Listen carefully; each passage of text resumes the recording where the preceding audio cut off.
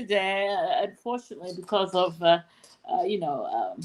lot of background stuff, and it's what is this? It's Happy Father's Day, by the way. If you're a father, Woma so happy Father's Day. Hello? Hello, can you hear me now? Yeah, I can hear you. Yeah, I was just wishing you a happy Father's Day. Over here it's Father's Oh, good. Day. Thank, thank you very much. Yeah, it's Thank you very much to us who are fathers. yeah, for all those who are happy, who are fathers, happy Father's Days. For all the women that are raising the kids on their own, happy Mm. Father's Day. Yeah, there's been a lot of activities over here on Father's Day, unfortunately.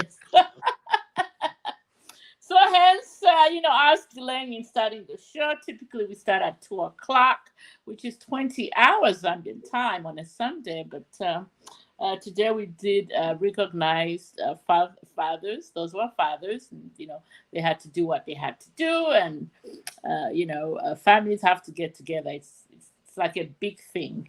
For me, I look at it. It's how they waste milk money out of us every day.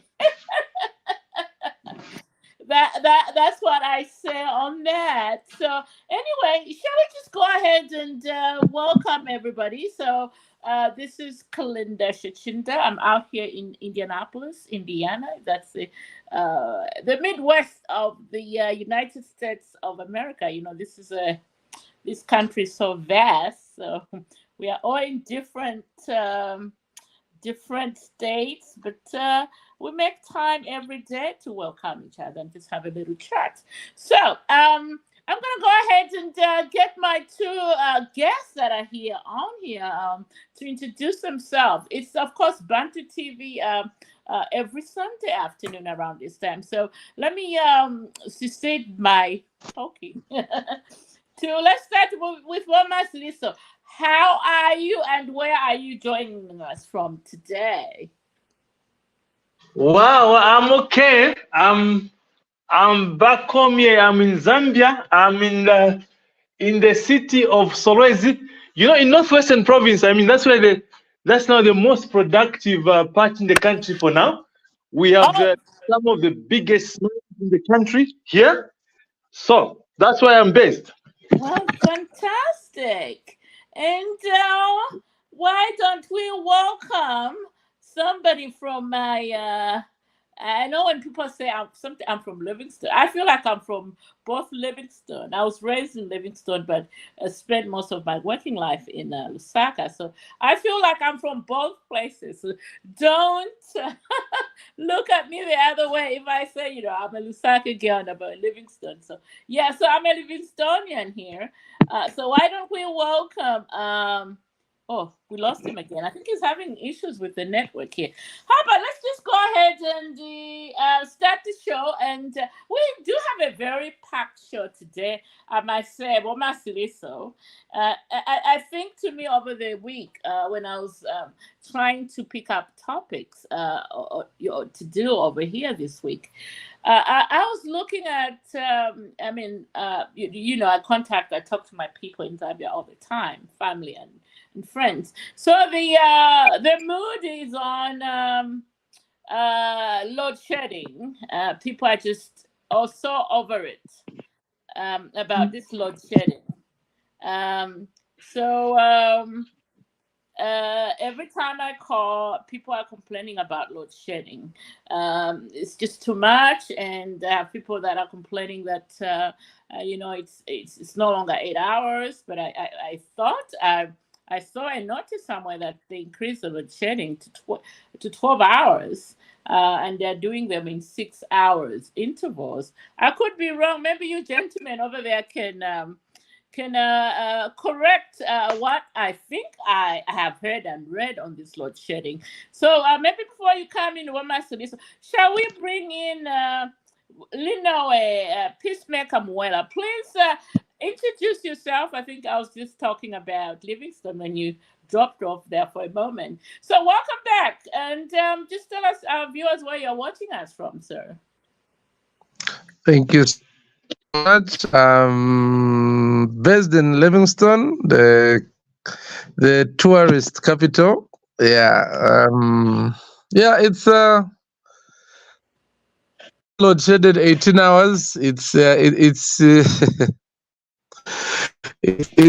pretty bad. You have electricity for 6 hours only in a day, and being a tourist capital, it's disheartening. Right, So right. yeah, but anyway, I'm based in Livingston, in Dambo North Extension. Oh, fantastic! Yeah, I used to walk over there all the time back Yeah. in the day. But yeah, so let's talk about this load shedding. Let's start with a man in the most important city right now in Zambia. So, well, Mulema, the load shedding. How are people taking that? From where you are. Okay, it's very interesting. Where I am in Solwezi, apparently, I am not so much. Okay, yes, I've been affected by load shedding, but in terms of hours, I think the maximum so far I have experienced is about 2 hours. But could be that maybe the line on which I'm near a facility. I'm near the hospital. Maybe that's a thing which has saved me a situation. But really, the situation is quite bad. I mean, people's businesses have been affected and so on. And when businesses have been affected, you know for sure that revenues have been affected and the households have been affected. And what makes it also very unfortunate is that ZESCO doesn't seem to keep to its schedule, which is very, very unfortunate. I don't know what type of challenges that ZESCO has, basically. You see, it becomes very difficult to plan if you don't know when you're going to have load shedding. I mean, you are busy doing something and all of a sudden there's no power. That type of approach is uncalled for. I don't know what challenge that ZESCO really has.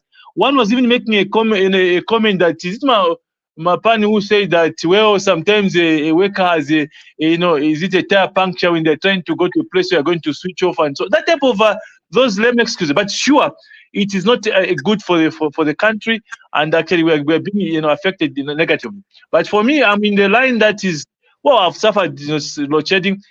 Well, the only unfortunate part that you are seated, you may be doing something, and so all of a sudden the power goes. We don't expect the power comes. That type of arrangement. But in other parts, I mean, it's quite delicate issue. Thank you. Right, and from those comments, we had this week. The president actually held a roundtable meeting with everybody in the industry, and I know there have been some pronouncements about the short-term measures and the long-term and medium measures. I don't know how you people in Zambia are welcoming those measures, or are you aware of what the government and ZESCO is doing to mitigate the situation? I come back to you, Omasiliso, because Mr. Muela seems to be having network issues in Livingston, and also this is one of the things that I have learned is that because I'm just like I said a few weeks back, I'm just coming back from Zambia, and this is what I experienced myself. So if ZESCO goes, so you start having network issues. You don't have any Samtel, MTN, or Airtel. But also those companies, I don't know why they don't have their own backup, energy supplying systems. Because if you have millions of customers, you can't wait on ZESCO to figure out what they are figure out in the midterm. At the same time, charging millions from your customers. So, what must you listen? Are you aware of these mitigating measures that government have put in place this past week? I don't know if you're aware of anything that you think will. Well, I might not be aware of the mitigation measures, but what I know is that cabinet has approved, I think, it's something that is going to be tabled in Parliament. I don't know, a policy that they want to allow other sources of or other people to come in and be supplying, for example, into the ZESCO grid, because I think what has happened that in the past ZESCO has enjoyed monopoly and they have. Yes. Yes, they have put. That's why there hasn't been so much investment because Zesco is enjoying a monopoly. Man, now we're told that if someone has got an alternative source of energy, like for example, if you have got a mean solar grid plant, you can agree with Zesco and so on, and you push in the little voltage that you have wattage, then it's going to come in and help improve the situation in the country. Yeah, that one has been tabled in the cabinet, but I don't know whether it has gone to parliament to be approved. I don't know what will be the next step. But other mitigating issues. Okay, there's another. Okay, this one is a bit long term because I was hearing one of the ZESCO engineers saying that they are putting up is it a grid line that's going to tap into Tanzania, sort of line, because Tanzania seems to have excess. Whilst we have negative, Tanzania has got excess. But for sure, for them to finish that power line, it will take maybe about a year or plus. So, yeah, that's what I've just said little for now. Thank you. Yeah, absolutely. I mean, it's not like the government is just sitting on its laurels, to mitigate what's going on in Zambia. But in the meantime, how we are as Zambians, we want something now, whether there's a drought or whatever is going on, that we don't care about it. We want something now.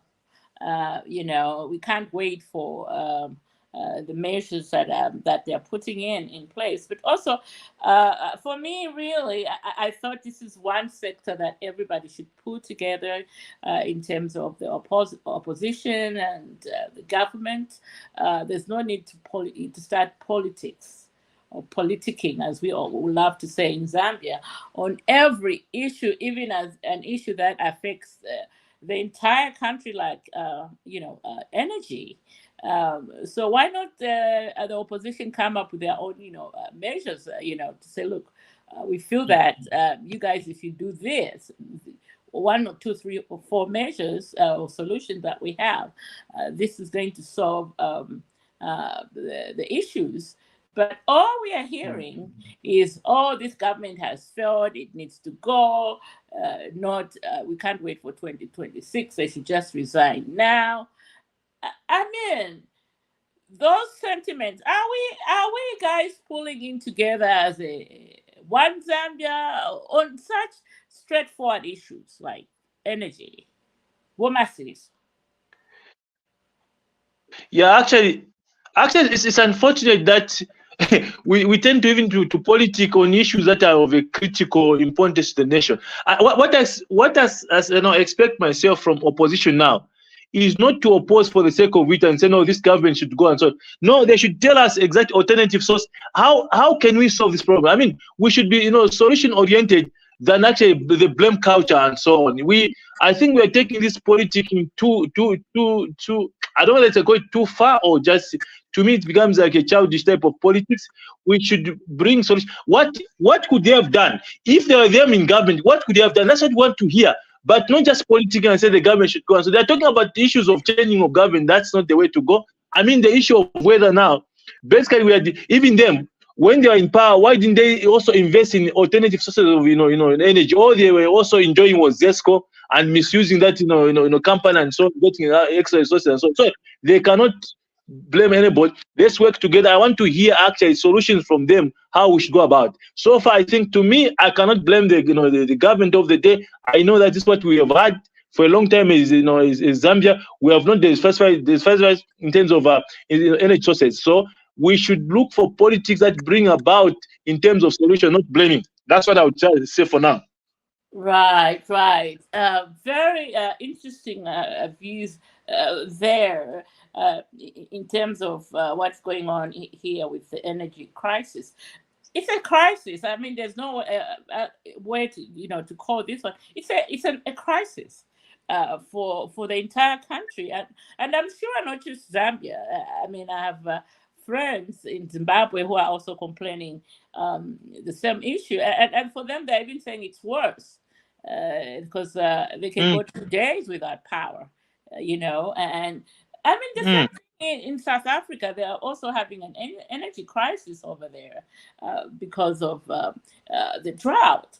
So, like what you said, Womasi, is why can't we pull together? Why are we polarizing on an issue that nobody has, control over until, the measures that the current government is putting in place bear fruit? I mean, this week we just learned of that 100 megawatts solar plant that's being established in what is that place? What is that place near Kabwe? Katuba, yeah, Katuba.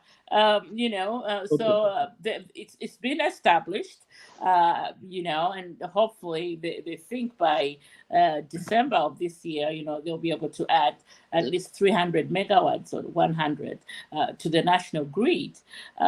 So all those are measures that this government is doing in terms of ZESCO. But again, I haven't heard anything. I haven't heard anything tangible from our opposition except to say, this government is selling power to the neighboring countries. That's why we are having this deficit.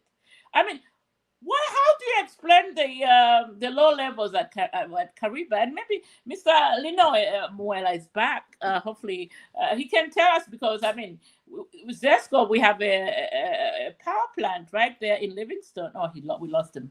Hopefully he gets back in Livingstone. I just wanted to hear from him what they're experiencing there. But we have my sis here.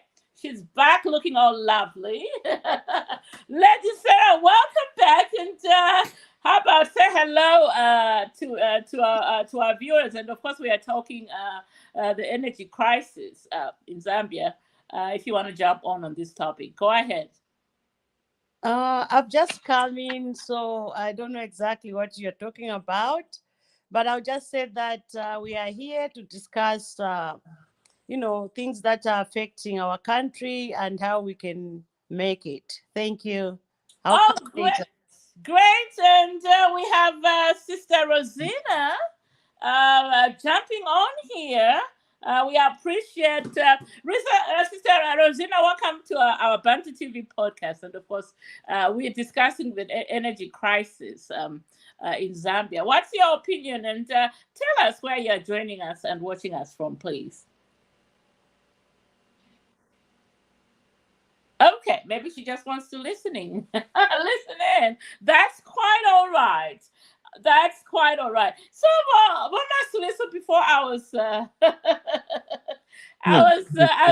interrupted. I was going to ask you, Brother Linoe Muela, on what's on the ground, as we like to say in Zambia, in Livingstone right now in terms of ZESCO. But he's sending us through this text that there's also just echoing what you've said, that Livingstone is also experiencing major load shedding, from ZESCO to a point where you can't even get online.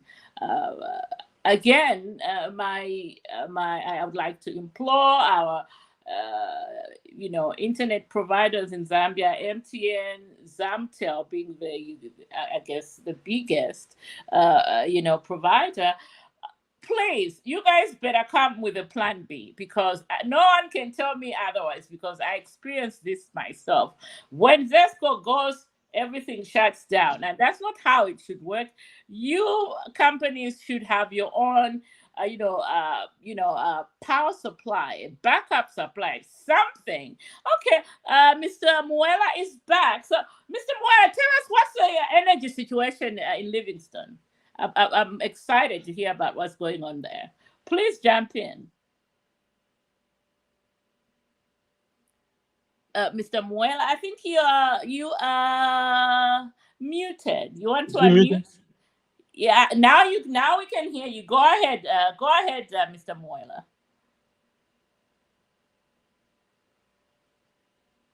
Okay.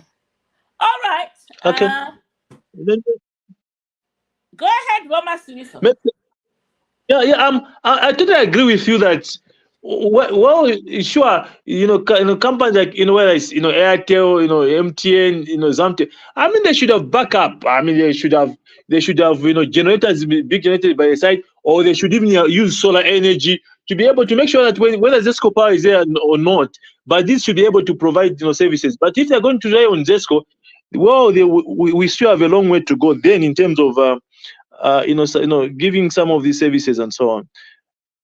Of course, because I mean, let's just look at the numbers from what somebody must correct me. So right now, as it is, Zambia has what I would call a deficit, from what I've heard from Zesco, of over 2,000 megawatts, because they're only able to produce 900 megawatts, for all consumers. And so I mean, it explains the long hours of load shedding. If you're only producing 900 based on the water levels that you have, and the country's consumption is about, I would say, roughly about 3,000. Where are we going to get the deficit from?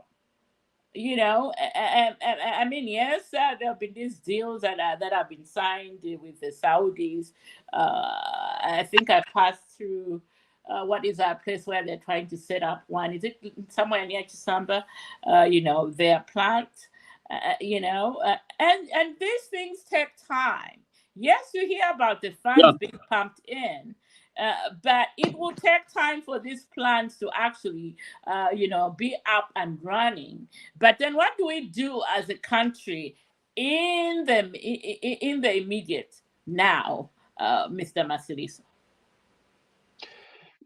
Yeah, my sister, really, as you are saying that, well, in the short term, basically, we might not have those solutions. I mean, if we, for example, if our power lines were already tapping into other countries, maybe we'll talk about the issue of importing power from. But look, you've said South Africa is is affected. You're talking about Zimbabwe is affected. We're talking about other neighboring countries like Namibia. Talk about Angola. I don't know about this. Okay, the intermediate would talk about importing, but the problem is we import again, it means that our forex are again going to be affected and so on.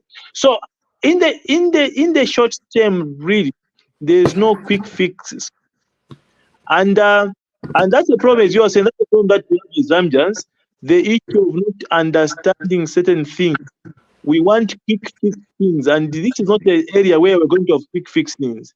I think maybe the only source of energy that we can quickly fix, maybe the solar one, because it's a matter of bringing solar, bringing a number of solar power supply, stations, because you can bring power setup system. That would be the quicker one for now. But in terms of other sources, like for example, nuclear is long term. Wind power is also can match, like can be closer to solar, but it also takes time in terms of putting up those windmills to produce power and so on. I mean, we have coal in Mamba. Guys are are helping there, but if coal also, there's an issue of issues of pollution. But for now, we have to look at that core issue. There's a issue of thermal and so on. All these are sources of energy, but everything seems to be long term. Maybe solar might be medium term, but the rest are still long term. So we just have to somehow see what government is doing about it. Let's support them. We are in this thing together and so on. Right. I mean, I definitely hear you on that one. Certainly, we do need to think. I think for me, immediate term, like on a personal level, if we can afford it, Zambians, this is what I'm going to plead with you. If you can afford it, it's time for you to start investing in your own personal solar energy use in Zambia. That's the only way. so that you don't really heavily rely on Zesco, who, have issues in terms of where to get, this energy from. But yeah, long term, I think definitely those inversions that are going on in the northern circuit, namely Luapula Northern Province. I mean, they have enough water supply for us to generate this power from, but there needs to be serious money coming in. I mean, if Zesco has to partner with other people to bring in, new electricity, sources out of the northern province or Wapula, I would say, yeah, let's go ahead and support them. But like Woma Siliso said, this will really squeeze our foreign currency because, as it is, we have a limited supply. So, with all these investments coming in, if they don't come in, let's just hope it doesn't squeeze on our foreign currency, because right now the Zambian kwacha is squeezed.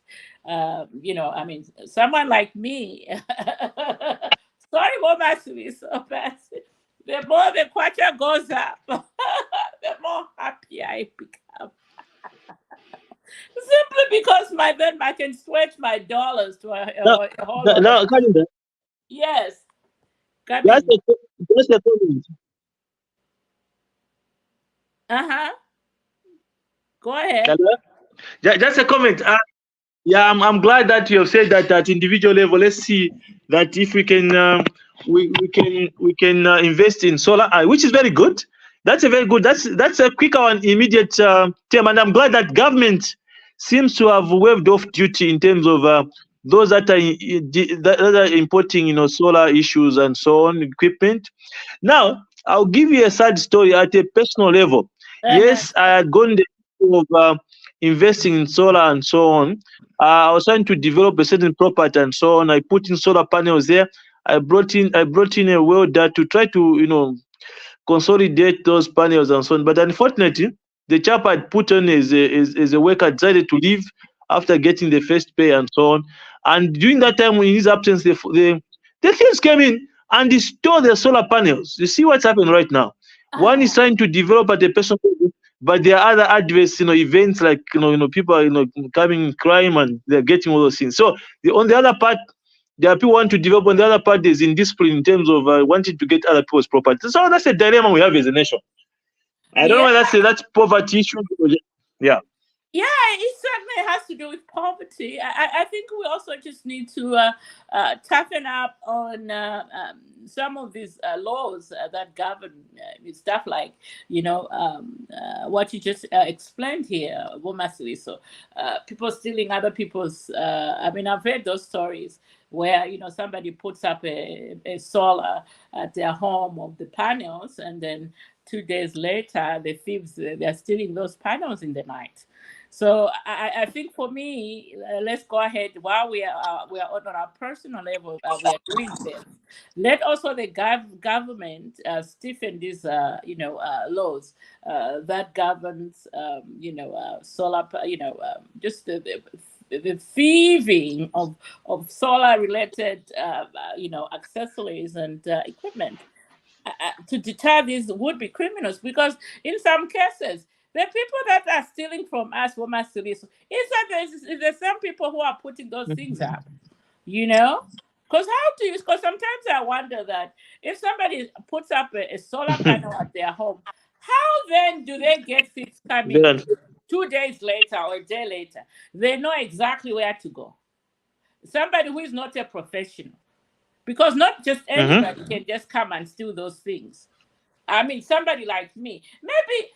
Lady Sarah, you want to come in on this argument that we're having on this energy crisis?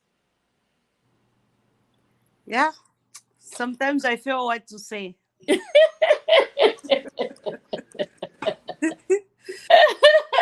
Kalinda, I think managing a country and just being human beings, it's a gamble, It's like Yeah. we gamble.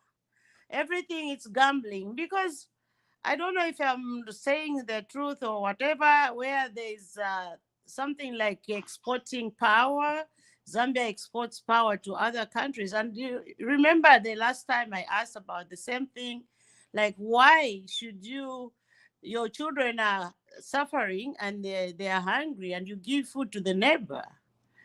Somebody said, no, we have to be in good boots with neighbors. That's why we are giving them power. So I don't understand how the same country that is crying for power, it's exporting power. So I don't get it. So it's like it's a gamble. It's on the, we are gambling. Yeah. Yeah, you see, I had issues with that, but I did sit down with people that work for ZESCO. I mean, Women's Secretary at Zambia, maybe you can correct me this. So here's the understanding they gave me, that they had these long-standing agreements that they can just break, and according to them, they're only exporting 10% of whatever we are generating, because there are these contracts that were signed way back. And then also there's also an issue that with the power supply that they are exporting to neighboring countries, the money that they get from there is what they are using to subsidize the price of power in Zambia. So the way I look at it, it looks like it's a, I don't know, it's a double sword, kind of thing. It's like, now, okay, if we're exporting 10% and we're getting this money that we are using to subsidize, the power supply in Zambia. So then my question is, I question them, then why don't you go back to the Zambian people and say, look, you guys, yes, we are complaining about the 10% of the power we are exporting, which the funds that we get from there we use for the generation of the power and subsidizing the cost of power supply in Zambia. Are you guys willing to pay the market price power supply? Is the question. What must it is? Yeah, that's where the problem. Argument. Yes, my sister, that's where the problem is, because as Zambians, we are used to things being subsidized for us. So we have that type of mentality, which is like a handout mentality, basically.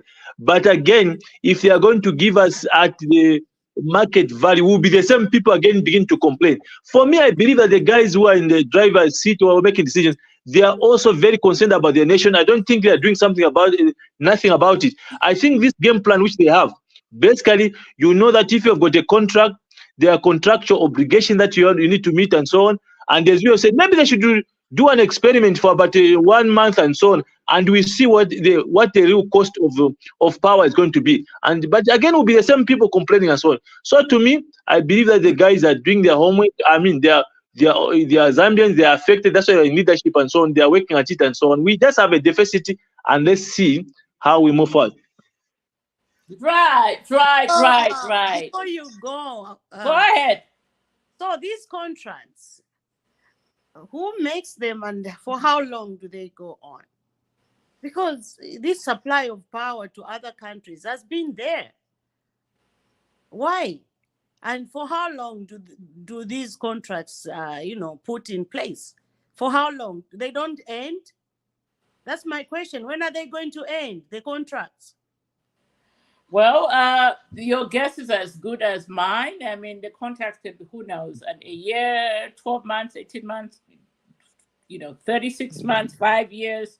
I should have brought back Matongo to explain to us all of those contracts.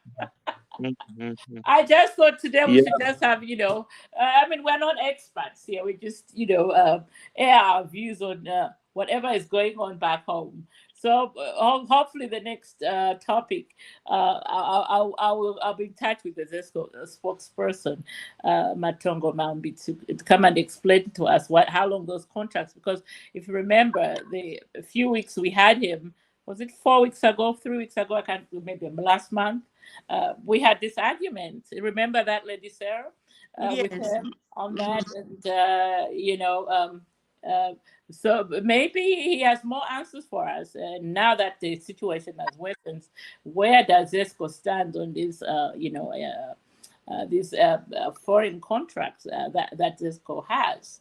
I think for me, really, all that ZESCO needs to do is just go back to the consumer, which is us Zambian, and say, look, you guys, you are paying so much units for your homes, which is a subsidized price. How about we are going to let go of these contracts, and because of that, we are going to hike the price of electricity to match.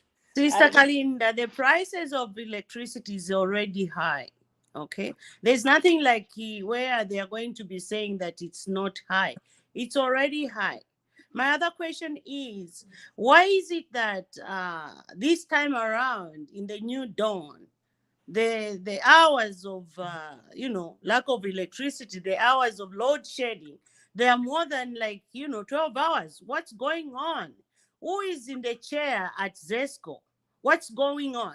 Is there some sabotage being done for the government, or somebody's playing a game? Because I'm not in Zambia right now, but I have sisters, I have family in Zambia. Even my daughter is in Zambia. Why is the load shedding hours so high? Why? That's my question. Well, so we are going to be stuck on the subsidized high prices of ZESCO, as opposed to what we've been told why they are exporting. I mean, guaranteed, yes, they may be high, but we also need to know that those prices are subsidized. I'm not a ZESCO spokesperson, but this is what I've been made to understand, that they may be high, but they are subsidized, regardless. So the ZESCO, they have to go back. Yeah, okay, we want to give you this power, so we will let go of these contracts. Remember that ZESCO, to break those contracts, ZESCO will be liable. They might have to pay millions of dollars, regardless, if they go ahead and break those contracts. And then the Zambian consumer should pick up the tab. That's just where I see the issue. Isn't that right, Woma Siliso? I could be wrong, but correct me there, Woma Siliso. No, actually, you are correct. The only issue here is that we are not privy, as myself is saying, we are not privy to the duration of the contract.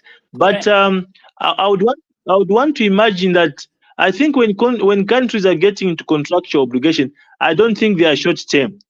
Unless, I think they're slightly longer term. But the only problem is we are all speculating, unless there was somebody from ZESCO to actually give us the details and so on. But we're just speculating and so on. But I believe that my side is talking about sabotage and so on. I don't think that with the current power in government, I don't think they would allow such type of sabotage. I don't think so. But we are not just privy to these arrangements and so on. That's my take on that one. Only ZESCO can give us the actual information. Yes, because as we speak, ZESCO has said that they have actually started importing like 188 to add on to the deficit. So right now they're only, like I began earlier, ZESCO is just making 900 megawatts of the electricity out of a need of 3,100 megawatts. So we have a deficit of 2,000. You are researching. And 600. Is my brother in Zambia? Yes, I have to be. Brother, what's his name again? Yeah. I'm Masiliso Mulemwa. Yes, I'm based in Brother Masiliso. You know what, Sister Kalinda? Yes, let's just be truthful to ourselves and our people back home. Let's just say the truth here. I know we support the new Dawn government, but you see, there is no way where power can be going 24 hours, 12 hours, and you've bought meat. People are struggling back home. You've bought meat and you put in your freezer and it goes bad. Where do you get the other money to go and buy another meat? They should do something. They should come up with a plan. ZESCO, they need to do something. I was in Zambia. I didn't come to America a long time ago. I just came now. about 4 years ago. We used to have load shedding, but at least 6 hours, 5 hours, not 12 hours. That's too much. They need to change. They need to Well, do I something for our mean, one people. of the changes Kalinda, they've made as of this Kalinda, week. Yeah, go ahead, Bomasiliso. yes, I want to ask my sister. Okay, in terms of what solution, what do you think the government should do to really help change this situation? Because we should not just give a statement that government should do something about. But what do you have in mind? What should really happen? Thank you. Let me answer you that question. I used to live in Kitwe. My last home was in Kitwe in Parklands. I never experienced load shedding, okay?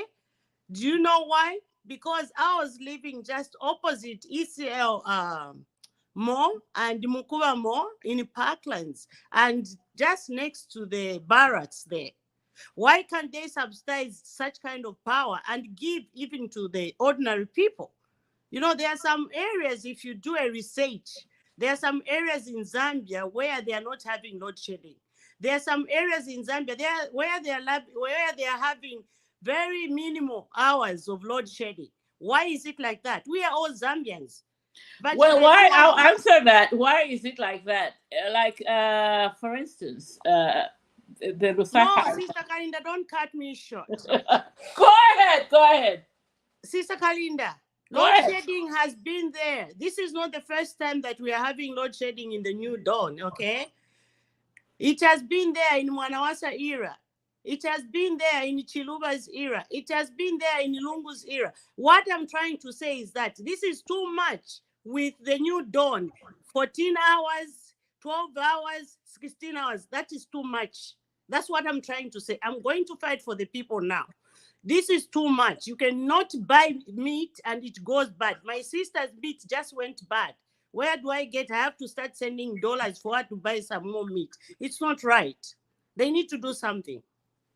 Which is what they're doing, my sister. And we are very much aware. We are very much with you there.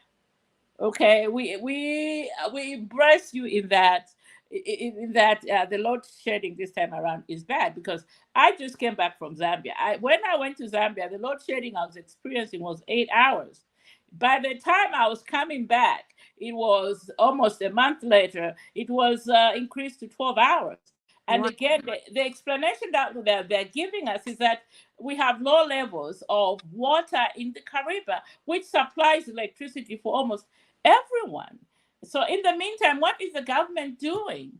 The government is, of course, they're going the solar energy where we have a plant that they just announced that's going to be established in Katuba. We have the other plant that the Saudis were coming out here with the $2 billion investment that they are putting up into Samba, I believe. I could be wrong. Somebody correct me there. And then ZESCO, they also have started importing power from neighboring countries. I think this is Angola. They just announced 188 megawatts of it. Okay, we have a deficit right now of 2,600 megawatts. That's a deficit of power. In the meantime, ZESCO is only producing 900. So this is going to have to be short-term measures, which is the importation of the 188, I think, either from Angola, and then by December, the solar plant in Katuba is going to add another 300 to the deficit. So that will continue, cranking the numbers of the 2,600 megawatts that we currently have. Maybe I haven't explained it very well. Yeah. Experience load shedding. Kalinda. Yeah, go ahead. Yeah, Kalinda, we know that CEC recently commissioned this solar plant, except that I don't know in terms of megawatts, was it about 300 megawatts that CEC is producing and so on. And I know I know that CEC is also inclined so much to the mines and so on. But, I don't know what effect, positive effect, this 300 has had on the nation. because one would have assumed that it should have been a game changer, but it appears that I don't know where the problem is. It appears that we don't seem to. Maybe the problem that maybe they're just focusing on so much on the mines. Maybe that's where the I problem is. think so.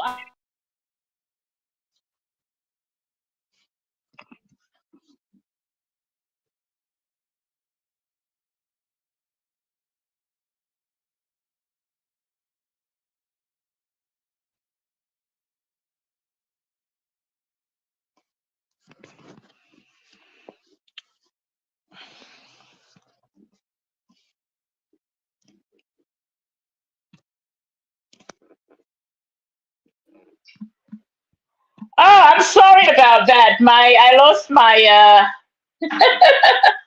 I forgot to charge my my iPad, so I lost power, energy as we speak on my iPad. So my sister, can you hear me? Yes, yes, I can hear you. I'm just preparing to drive out, so I might be missing. You might be missing me when my network is bad, but I'm still with you guys.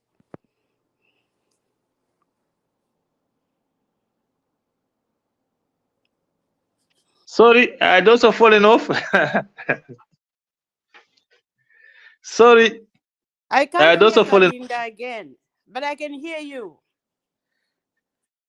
Yeah, Karin, what's happening? Are you muted? I was muted. Can you hear me now? Yes. Okay. Yes.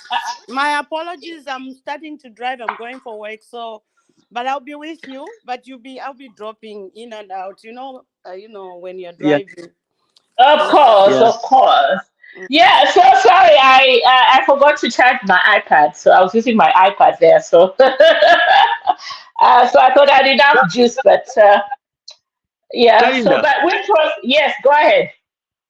Yes, I was saying that that 300 megawatts coming from CEC, it doesn't seem to have to have a significant issue, because one would have assumed that that should have led to the reducing of load shedding, but nothing has happened. Load shedding actually is increasing. The question would be that then where has that 300 megawatts gone to? Would I assume that it's been pumped into the mines only? That would be my assumption. The mines and the many industries, I would assume. Um, so I don't know. I mean, we need. I needed to do research. How much of the power does the mines need? Is that 300 megawatts even enough for them to have 24 hours operation? So I guess those are the questions that we need to research and come bring the answers to everybody next time. That will be my only thing, because there's no need for CEC to hold on to the power if they are producing 300 megawatts when the country is in a crisis. And also answering to Lady Sarah's concerns, where some people have it, some people doesn't have it. I think it also depends on which line you're connected to, because I know that a family that lives around State House, those in Osaka, those people have power 24/7. And then for me, that just lives down the road, I'm experiencing 12 hours load shedding. So I think it depends on, like you just noted, Womasi, so that you hardly have experienced load shedding because maybe of where you are situated. I know some friends who live near UTH. They never have power outages. Why? It's because UTH is it's an essential institution, so it needs power for its patients 24/7. So those people there have power, and I think most people that live in these major, I would say, security places, they also have power because of that. But if you are aware, if you're out of that grid, then you are the people that are actually experiencing this load shedding. That would be my answer to my sister, Lady Sarah, there, who had concerns about that. But I would say I'll give it 6 months, and I think these measures that this government is putting in, they're not just sitting on their laurels. I think they're absolutely explaining these measures, and it's a pity that their communication department, they're not out there to actually tell the people what's going on in the power supply, as opposed to our opposition parties who are jumped on this and saying that this government has failed because they are pandering on to Mm. people's emotions. That's what I see. The opposition, they are pandering on to people's emotions, and then we have the communication department with the UPND that's right now. I mean, I don't see their presence. I must say, to say, look, this is what the government is doing. It will be all right in the long term, and hopefully it's a learning curve for everybody that's want to get into government. That look, when you're getting in there, you should have your priorities right, in terms of what what your focus for the future for the country is. That way, as you bring in supporters, they understand where your vision is going. That will be Yeah, my 2 cents there. Go ahead, Wama Lisa. Sister Karinda, for sure, government has been trying to explain to people, but except that you see, when somebody is talking to you, you can choose either to listen or not to listen. When somebody is in a crisis, sometimes whatever you are saying, they don't seem to hear. Basically, government is working at it. I don't think this government is negligent. For me, I'm not seeing that one. It's on that, it's on that they are the one that are in the driver's seat, so they cannot blame anybody and so on. They're trying to fix a lot of things, and I believe that we have, intelligent guys around and so on. Let's give them support and see what happens. Now, you see, like the issue of water, basically.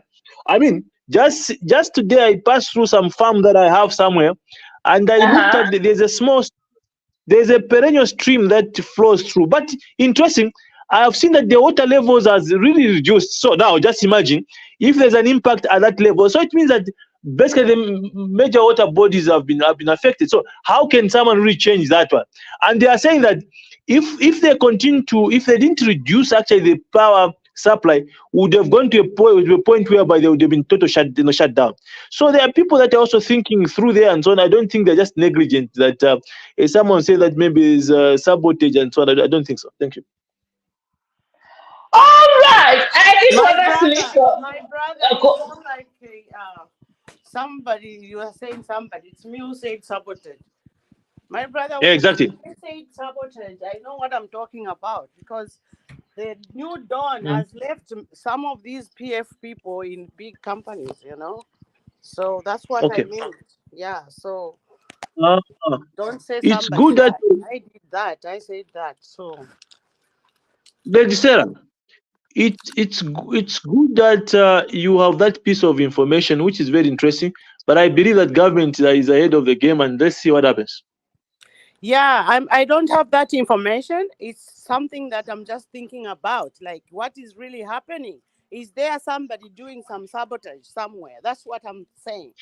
It's not like tangible information. I'm just thinking as a person who loves Zambia and loves the new dawn, because we need to pass our, we need to win in 2026. And if we can continue like this, the ordinary person will think differently. And we need people to the people in the new dawn to explain to the people. But we don't have many people in the new dawn to explain exactly what's going on. Even as we are talking already, we are saying, oh, we are not sure why the contracts, we are what. Sister Kalinda, she's trying her best to explain, you see, but people don't come forward to explain the way it's supposed to be. As politicians, they should come and explain.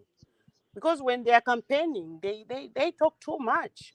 But when things are bad, they don't talk. They just sit in their comfort zones and just, and then we should be fighting for votes in 2026. We don't want that. Right. Sister Sarah, she's got the point. She's got a point there. So we'll give her that, and we are here to try to demystify the mystics around this energy crisis, and hopefully people are listening in. And look who has just joined us from a Father's Day outing. Very late, but We welcome him with open arms. Sorry, Oh, sorry for being late, guys. Tuacha mkwangala no mwana. So I just came back. Father's Day. Happy Father's Day, man. Thank you. yeah. He wants to Tuacha his. mkwangala, tuayangala, tuanaka. That's right. That's right. And yeah, you know, we were just talking about the energy crisis, and your input is welcome. So just jump in. Energy crisis. I think this is some topic that we've tackled before, and it seems like Iria Malaiti is not something that we can pile it up on the current government. This issue has been existing for years. One thing we need to understand first of all is this. If we depend on hydro power. That's the main thing, or the main source of electricity or energy.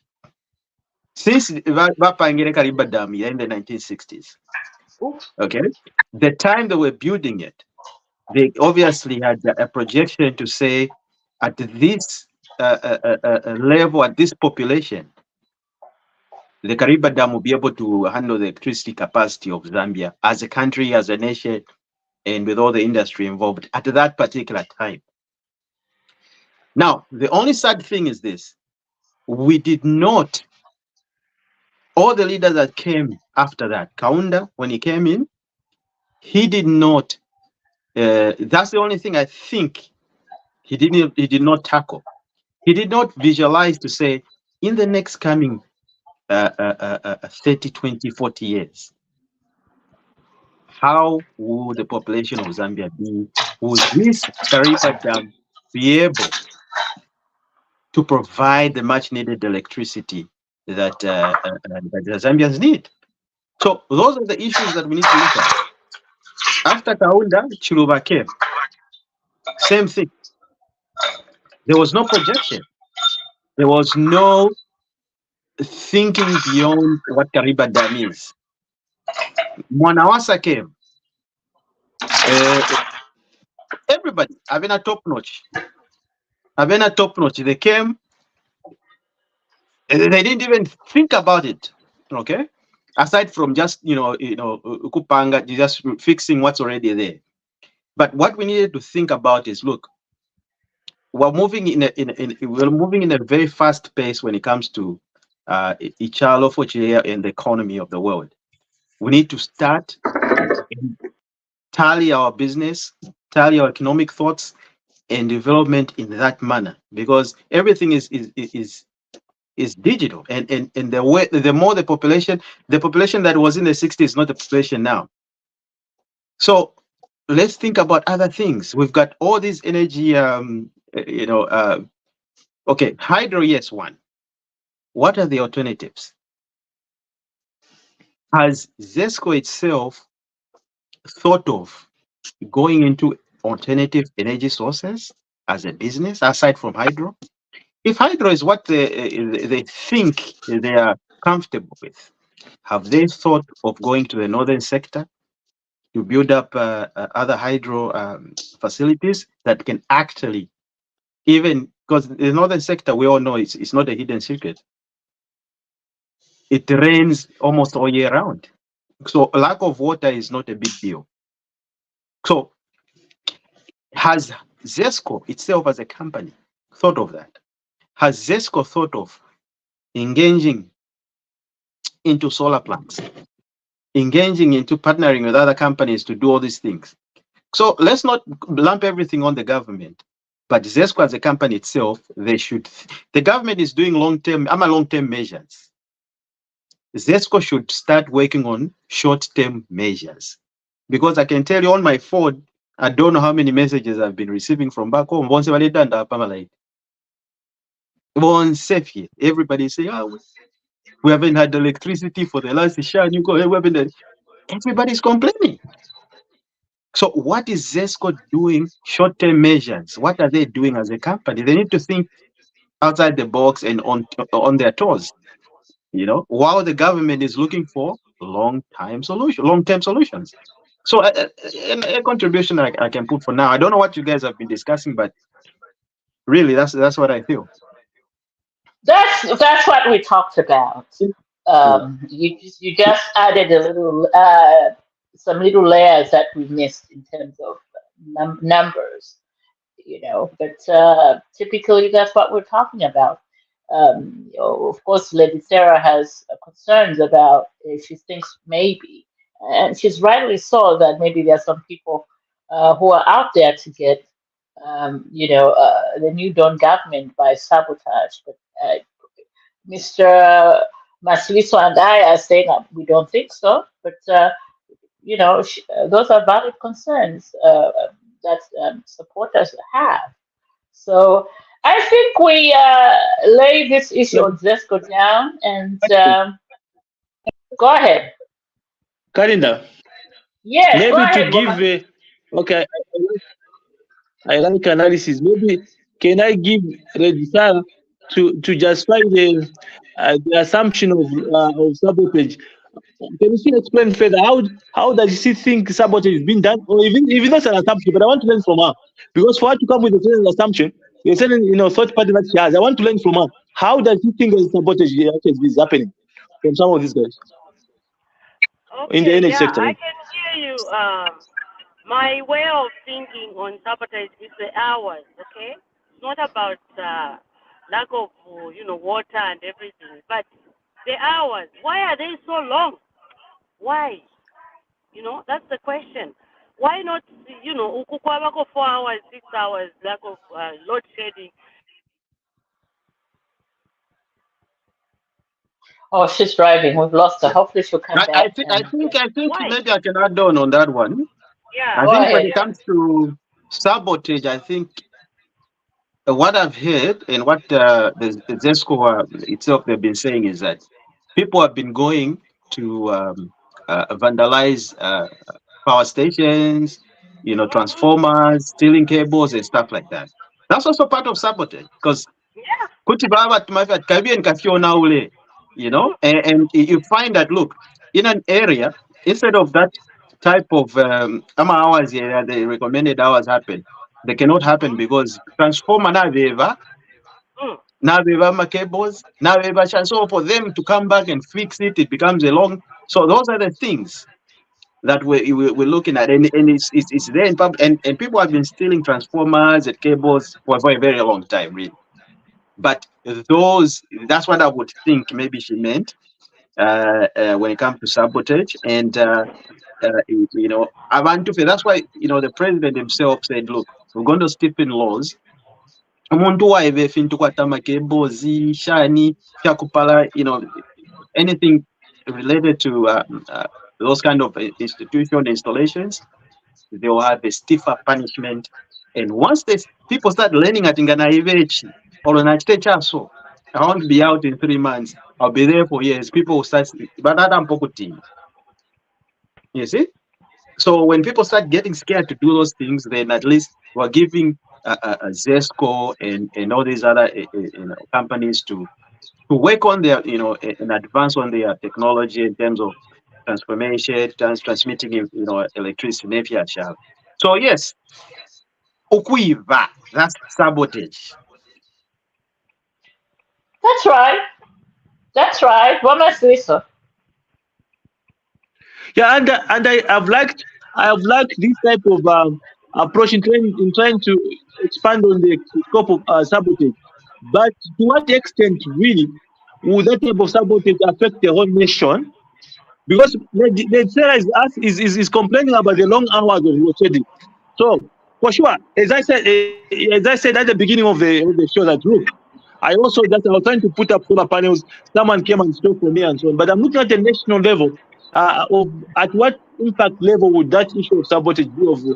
Yes, stealing cables has been here in and out of even the time when there was no load shedding, those things go on. But what impact, to what level has this thing gone to now? Has it trebled or what's up? I just want to learn from there. Thank you. Lady Sarah, you wanna come in or what's the feel? I'm done with that. All right. All right, and that's how we love it. So shall we move on now to Let's move on. JJ Banda Mwebantu. JJ Banda's long paragraph of explaining what happened to him. Namwishiba. I'm still want to pull my hair out. I was actually debating Papa with some people. I was like, look, you, we're treating him with kid gloves. Correct, I agree. He just needs to go in. Sharp. That's what I said, because ama tactics are able. Yeah. Near ama tactics that they've used, even ama Italian mafias, they would fake. But Navarwala, if you have watched me, I used to watch a lot of Italian movies. Ama mafia movies. Yeah. Sometimes I end up a wheelchair. I kunanikane kukoti na wheelchair. I panga what na alwala shani. So to seek sympathy kuliva judge. Awo muntu na alwala. Can't you muntu alifye gwino? Minor Soko, they gave him a clean bill of health. They did internal and external scans. And themselves, I'm a doctor, they said, look, there's nothing that we found wrong with him. Okay? Aside maybe psychology of being abducted and stuff like that. But, in the mind, it's hard to determine and to, really to diagnose and point. But JJ Banda is fit. He can stand, he can talk, he can do all those things. Nishi JJ Banda balamu perera na anyway like that. He should be in prison right now. He should be in prison. I totally agree. He also wants to be called Mr. Chifentelo, sure.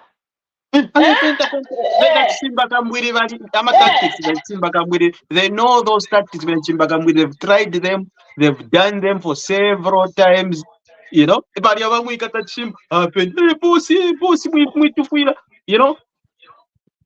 you see what I'm saying? A lot of politicians have used that tactic before. We've seen it before.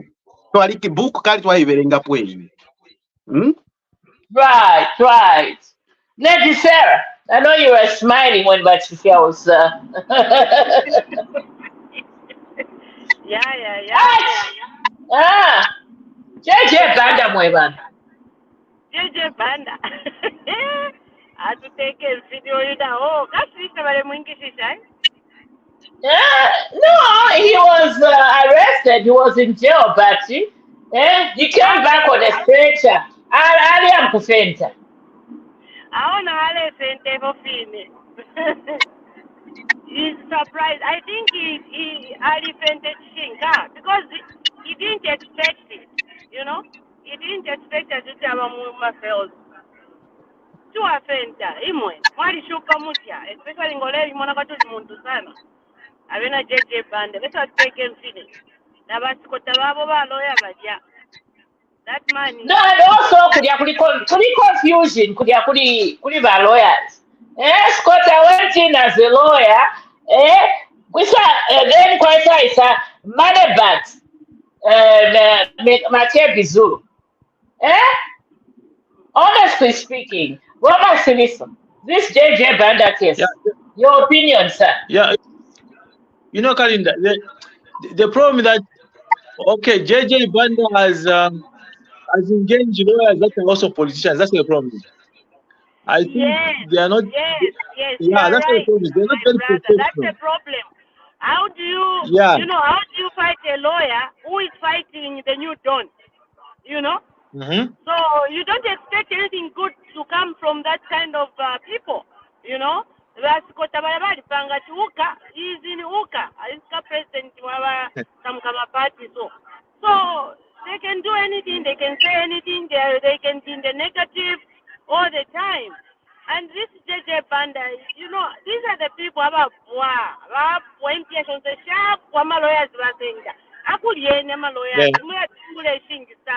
so that he pays you big time.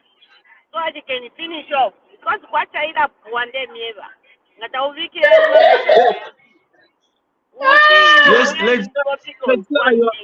Charlie 60 years old, you'll be wearing a tropical Mm. if you're not careful.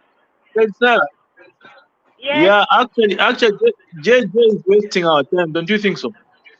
yes. Hmm? Yeah. Let's All talk about Just, right. All right. Well, I just want to. Go ahead. just a concern. Sure. Now that's the challenge that I have or the problem I have. Why is it that government now is revisiting the cases? Okay, we know that people are but why are they revisiting those cases? Well, the JJ Banda wasn't he taken through the court that he was vindicated? How come those other cases were sort of went through them without being arrested? Could it let government knows that there was something that was foreplay? It was not really good judgment. I'm just wondering why they're going back to those cases. Let me answer you. Go ahead, Vanessa. Yes. You know, my brother, the thing is, JJ Banda, and that was the time of PF. JJ Banda is a baby to the PF. Niba first born, niba second born, niba PF. Mamonaka? So I and then the new dawn comes in. They have to investigate. And it's only barely 2 weeks or 3 weeks, huh? When that guy, the journalist, was saying, please, the human rights, blah, blah, blah, can you help me? This person hadn't soon me, I want something to be done. So they can go there's a, what do you call? They call out to court. What do you think? They will revisit the cases and do them. They have to do that, you know. So that's why this is you know. Okay, but I think the revisit. Go ahead. kind of maybe let me through legislator or yourself. Were those cases of JJ did they pass through the courts in the previous regime, or they didn't go even to court? I don't know. I don't think they were. I don't think they went I through don't the think courts. they did. I don't think they reached the Okay. courts at all. Because if they reached, JJ Banda would have been in jail. But as we speak, they are in Gideon court. So there was Yeah. foul play there. I would like to say so. Go ahead, Bachelor. Well, I think it might have gone to court, and I think there might have been some sort of monetary compensation to the gentleman.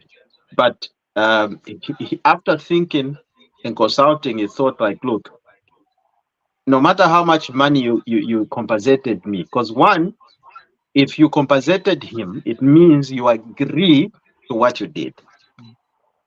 Now, he was saying it was very little because the psychology behind it, the trauma that Mental. I've suffered of somebody peeing in your mouth is way much more than any money. And everybody knowing about it. Yeah. The shame of it all. So there, you know, this. In fact, this is a really serious case. I wish the police had a department that deals with these issues, because here in the modern world they have departments and they have all these SUVs departments where. I think we do have a committee that deals within the police. We do have a commission Really? that. I don't know, because most of these Yeah, cases they just come in, go, come in, go, come in, go. Like you see. there's a commission being headed by that former police. What was Cynthia Kula? What was his name? Cynthia Kula? Is it a victim support unit? Or No, what? no. It's a commission that reviews some of these cases. I think it's under Cynthia Kula. I was appointed there. Well, Yeah. Go ahead. Let me ask my brother. Sure, can somebody with such a background, even before in parliament, can even report the honorable? I think that we are having wrong taps, some wrong taps in parliament. How can a people of such a thing when we parliament? But the thing is, we're coming from that regime, the regime that just, will pick somebody based on how much money or how much kokoshi you can dance to by Edgar Lungu. We are coming from that regime. Because to me, JJ Banda, first off, him and Munia Zulu, their grade 12 certificates, they're still suspects. Huh? For sure. We know For sure. that. These are in public records. You know that Munia Zulu and JJ Banda's grade 12 certificates were They're fake. questionable. They're Of course, they're questionable. questionable. Yes. Oh, Very questionable. Yeah. But So, then, go ahead. can I yeah, say something? go ahead, Bakam, myself. Okay. You know, like you have said that, and I don't know if it's you who said, like, there are bodies that look after, you know, like, go into something when something has happened. I want to talk about the Human Rights Commission. Because what happened to that journalist is by Human Rights Commission, they would have come in, you know. You cannot do that to a fellow human being. Here, even animals are protected. A dog, why haven't a Uh, dog here? You are in trouble. Now, yeah, when you see a human being, eh? there's a famous case of that football player Mike Vick. He went to jail because what did they catch him? He was raising dogs. Yeah. He was raising the Hallelujah, vicious boy. dogs. Foolish Yeah. boy, yes. You see? Now, our Human Rights Commission, and this brings me to the, I don't know, it's not on the agenda, to the, you know, the issue of Human Rights Commission meeting the president. The elections took place for the first time. How? You know? The Human Rights Commission, I don't know what they do because so many things happen in Zambia where people violate the human rights. We have 30 fundamental human rights. That someone does something to you, they can be there to stand for you. They can even find a lawyer for you, like that journalist, the one who's JJ spit in his mouth. You know, by Human Rights Commission, they have the right to help that young man, you know, and get compensated, even if it's not enough, but at least, you know, see that JJ stops that. I fail to Yeah, understand these commissions. For nothing, not helping the human maybe rights. maybe like you say, we need to bring in Laura Meeting. I like her. You know, I think maybe Yeah. I need to. Yeah, we need to bring in About civil Laura Meeting. society, yes. We need to bring civil Yeah, society into this. yeah, they need to come and Um, answer to some of these questions that yeah, people but have. like I was saying, like, look, we need to have a department, a real department that actually works. Uh, victim support unit here in Zambia, it doesn't work. Like it's No, never worked. the victim support mainly deals with marital issues, from my No, understanding. no. Moneni. No, Here's no, Margarita. here's how it's supposed to be. You see, this is where everybody get. It's I not mean, about yeah, just. I It's not. mean, you know, the reason I say that, hold on a second, is that most of the cases that I've seen that the victim support unit dealt with in the past, even now, it's marital issues. Okay. So, Yeah. but in any case, what we need to understand is this. I don't know, Nshai Verengapo, but in countries quite Kuno and everywhere else in the world, if there's a unit like that, it deals on a cross section of issues, not just only marriages, abduction, Right. Right. child abuse, all these other things. Even you want to abusing abuse, it falls on those things. It should be a wide range, and you should have experts. Right.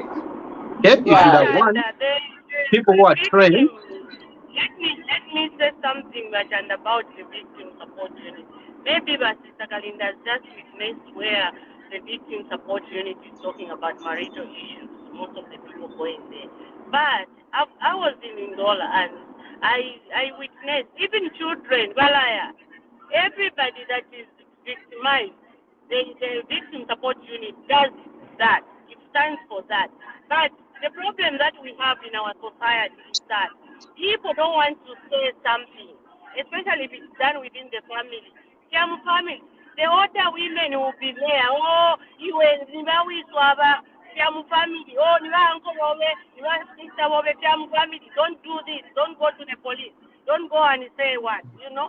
So people tend to shun away from such, places because Tiamu family. Otherwise, everybody is entitled to go to victim support and say, I'm being abused. Yeah. Right. And that's Sarah, that's correct because you are being supported here by resident PS, Tanda Kasia, who is watching us right now. I don't know why he's not coming on here to speak his mind today. But he says Vakalinda is right. That's how it's been viewed. Kwakuya bakwete ama issues about marriage, but that is not how it should be. That is our resident PS comment.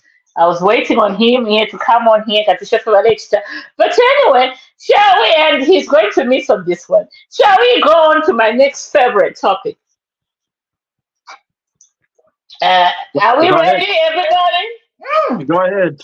Anyway, my favorite topic of the week is seeing the sixth president with should we call hundreds of those supporters that were paid to show up at the Supreme Court over his over his eligibility case that was taken to the Supreme Court by that young man from Unza. Yeah, and it did excite my PF to a point where they thought they have assumed their power again. But we appreciate that even with the hundreds that showed up at the Supreme Court, there were no tear gas. There was nobody that lost their life that day. Everybody after that case, went back home and had their, to have their shima and whatever favorite dish was prepared that day. And but people think that the numbers that they saw at the court, I guess they forgot that they were user students that came to support their fellow, students. Also, they just assumed it was their numbers that they are paid. Who, after after that court case, those people were not paid what they were supposed to get paid. They came out and said, "But they haven't paid us." So, but Sarah, your comments on our favorite granddaddy, Gaeti Kachangwalungu, who thought he had won 2026. Your comment? But I remember, yeah, I'm wanting to say I'm a hard expectation. Yeah. Lalu bicara di Paris. Bicara di Paris sih, mereka gini, why is it wasting time honest to what some problem? And my question is, when did he get out of house arrest? But then when did he get out?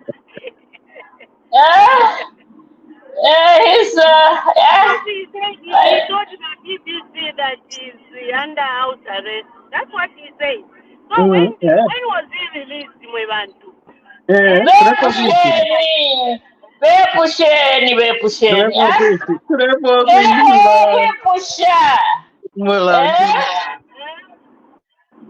He should, Mr. Lungu should go back to BBC and tell them I've been released.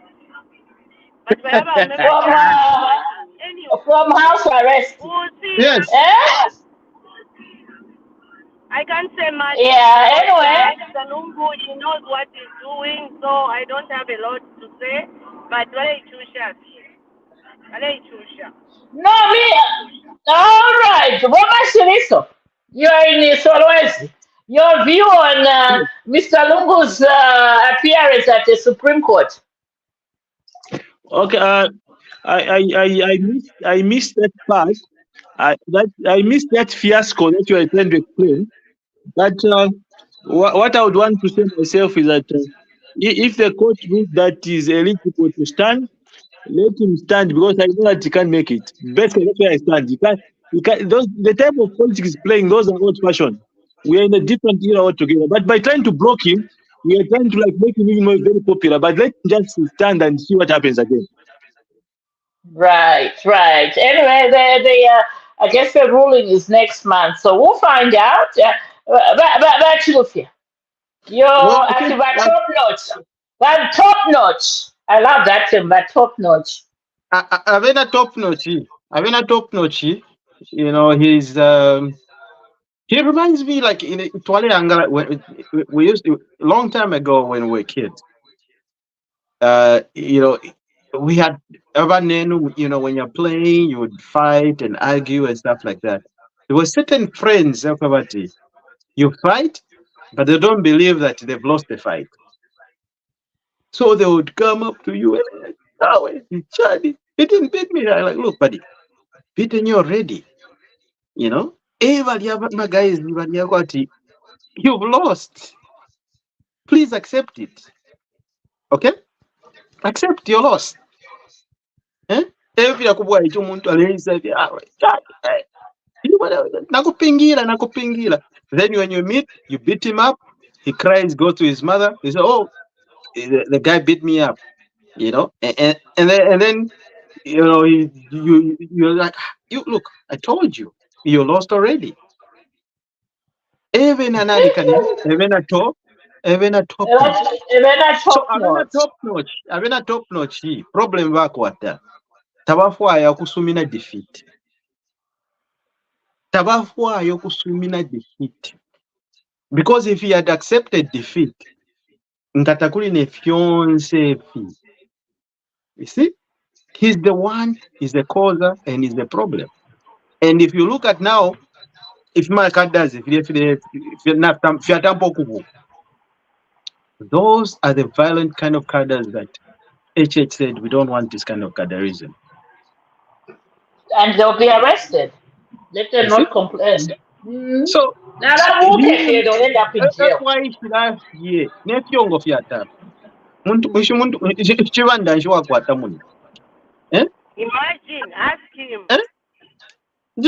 Why don't you just sit home and relax? He's the Chibanda himself. Hmm? He's the Chibanda.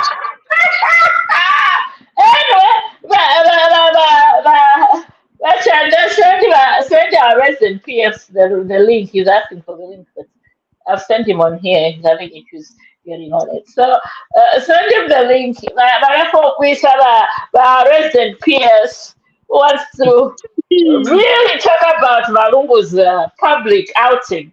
Me, all I'm saying, like in Lady Sarah's voice, let him come out, let him do whatever he wants. But when you lawyers keep charging him exorbitant prices for your fees, because somehow we need to get money from him and all those people who are coming out because they are being paid. Because we have seen this playbook before where by PF they pay people to come up to show support. In fact, don't even accept it these days. Your going rate should be about 300 kwacha, and let them give you 200 kwacha down payment before you show up for anything. Not those 50 kwacha they are giving you, but like my Mr. Masuriso says here, that if he wins his contest, yeah, let him be on the ballot, and let's see what happens in 2026. Let's see what he's going to be telling Zambians that he goes to Yunza and tells those students, okay, Danaisa, can you allow us I'll be withdrawing. And let's see what those students will tell him. You know, so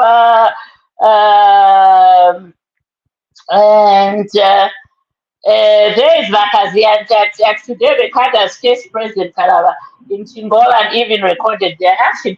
Don't be arrested. That's the answer, Vakazia.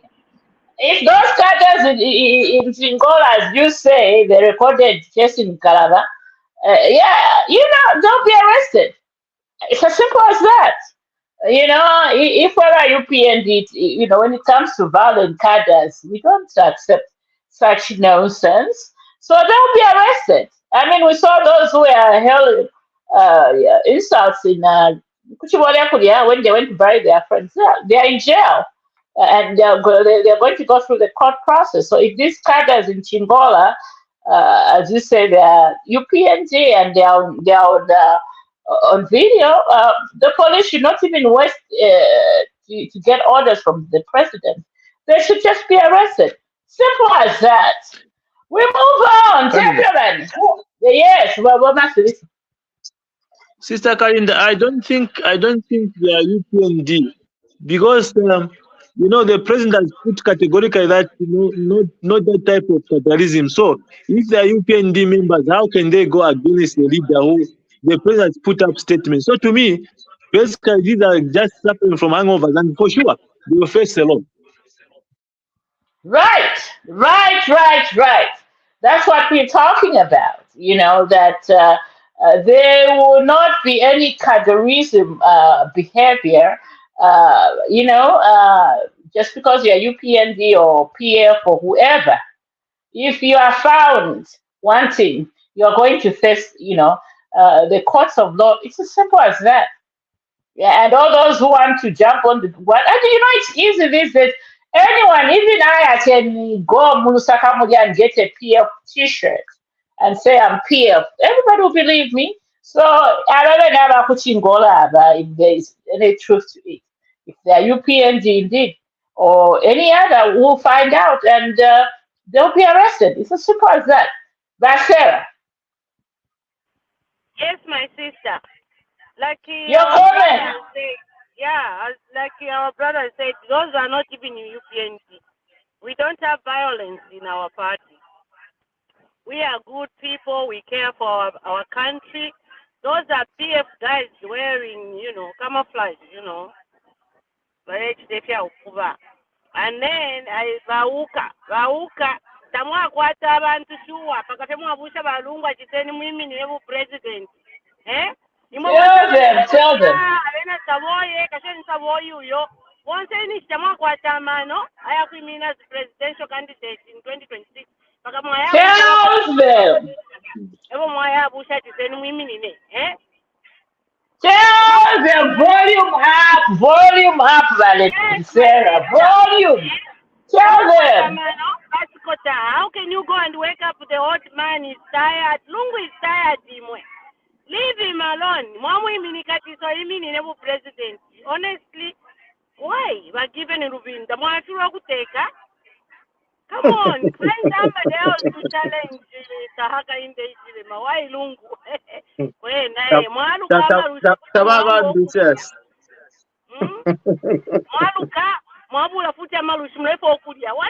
What type of people is that? I can't do that because the Zambians, they voted for Mr. Haka in the Isilema.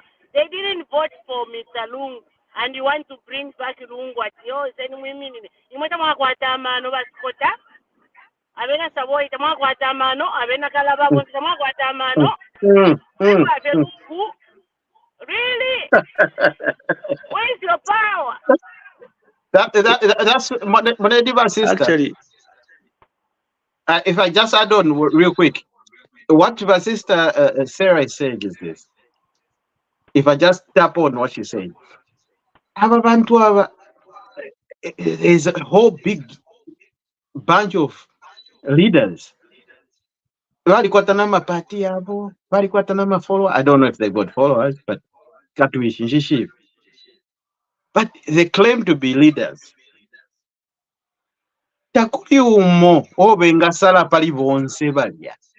Say, guys, 10 to minutes. Pali if we want it. Nina Nwala leader. And then you choose, you say, oh, Skota or Kashinga Neva Kalaba or Kadishinga Neva Nani, whoever it is. Lekeni umwatangi atangini. Why should you go? My mom kuimya ba edi ba top notch. Mwam kubeta ba top notch. Njira ba top notch mdala. Christian guide. Like, why would you do something like that? Knowing top notch ali rushire. Mwambona top notch alusa fye. Chalo chonse chamuka nanje tatule kufuaya. No matter how much they manipulated my results, but it was well known and recorded that it was a landslide victory. So, ninchi vane. Teti muisalefe. Mube nefi. Kwa ba wakwata top notch wakwata fya top notch tewa milengere to bring you my problems mulimo nomba. Top notch tewa lengere all these problems and debt restructuring and stuff that the current government is dealing with. The top notch walenge. The top notch lawyer. So we need to think. Instead of him enjoying, are you sure? Are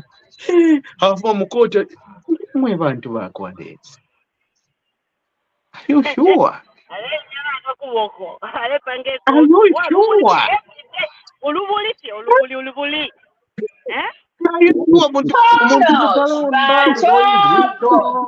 His always education and stuff. Well, questionable. John Sangwa said it's in public domain that it's top notch. You know, he used to come to court drunk, according to John Sangwa. Yeah. And according to the Law Association of Zambia, they even suspended his license for misusing a client's funds. That's in public domain. So let's marinate on that for right now. But let's give a special welcome to our residents. Yeah. Yes. Wow. He's back on. Welcome to the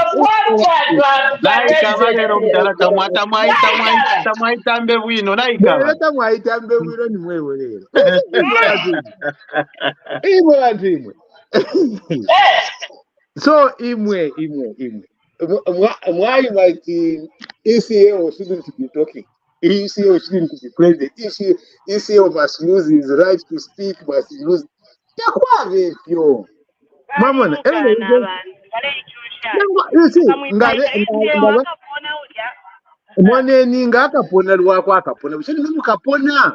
can you be so? No, they can to land. The party because all these things. You have to understand that at times it's what it is. How many times did my HH fail? 23 years. Did you say, oh, Takwaliba Jack Wumbu, Takwaliba Kampanda Bengesa, Takwada Avena Galing Bomba, who send Dutch Panopia Puntaj? You live with one person with one convention. No. So you cannot be talking about this right people enjoying. Am I right?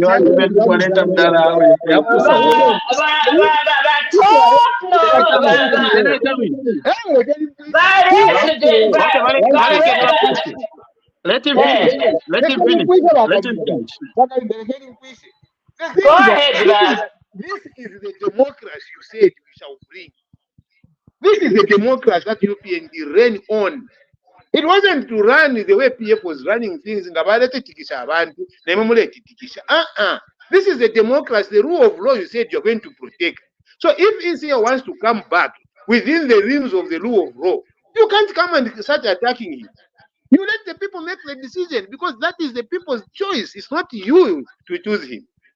Mama, that is where the problem is. But what are you going to do if people say no to the fire? Are you going to say no? No, you can't. So this is a democracy that you brought on.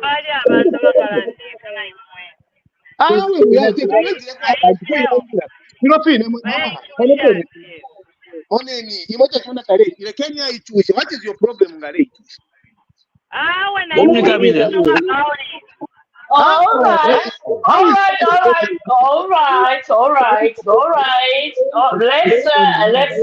Let's have Let a him come. We'll finish it. let's yes? Money for the widow. You will not finish him. You see, you're not capable to yes. finish. Zambia. Hold your thoughts. Batera. Awe, Batera. Let's hold on to your thoughts. Let's bring in somebody who is in Zambia to let us know what Zambians on the ground are feeling. Woma Siliso, my lovely lossy husband, come in. Yeah, okay. I have no problem with the EC coming back, but basically, are we saying that we have run out of leaders? Why should you bring somebody who has recycled? Look at this. I mean, you can't compare ECL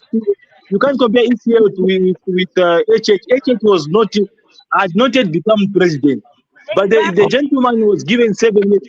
What more does he want to come and do? Different. So to me, let him stand, but basically he cannot survive. Okay. Yeah, to the technical knockout against second round. Okay. That is, I agree with that kind of conclusion. To say, let him stand and see if he's going to be taken to knockout. Let's see. Let's just see. Because I certain things that you guys also said you do, which are not done. A lot of things. Maristi Sharma Teba, Maristi Sharma Right, Maristi Chepi. Why was that a plan for the UPND? No. These things are on record of what you said you will do. Yeah, So, but if you have done those but you things, should then I not agree. compare how many times Richard failed. He was not even president. That is the wrong comparison. I'm not even comparing. I'm saying the people who make a decision. It's not a comparison. You can't compare the two. One has been president. You gave it as an example in where. That's why truly the moment what I say, no. That's a parent that We don't want him. You know what I'm going to him. You understand? Other people are the fire. So yes, you can say that.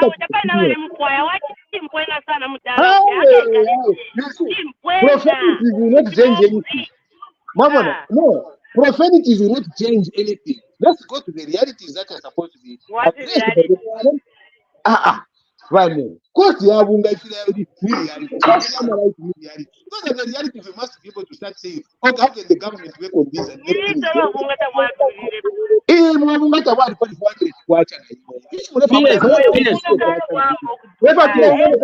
inflation, you should read about inflation. I read inflation, I read every other time. I read about Can I ask you some questions? Okay, can I ask my resident, let me, before you come in, Woma Siliso, my resident PS, let me ask you, what is Zambia's presidential term in terms of years? It's 5 years. Yeah, and what year are we in? What year are we in? We are in the 3rd year. No, we are not yet in the 3rd year. Let's not be quickly. Yes. So, sure. Let's have a conversation at the end of in August 2026. Let's have a conversation and say what things HH has done after his term of office. Right now, the man is working, and I will let that marinate and bring Woma Siliso. I think he had a question before we move on. Woma Siliso, my lovely husband. PS, sure. Look at even the credentials of the PF. You see, now that I get to learn that even the subsidizing of fuel, so how do you explain that type of approach? And look at even the debt they put us into. Is that the type of leadership we're looking forward to? I'm saying let Lungu stand and Beska is going to be knocked out. I mean, there is no comparison here. Okay, but to bring the point across that we shouldn't stop him, we shouldn't block him, let him stand, but he cannot survive. Thank you. By resident PS.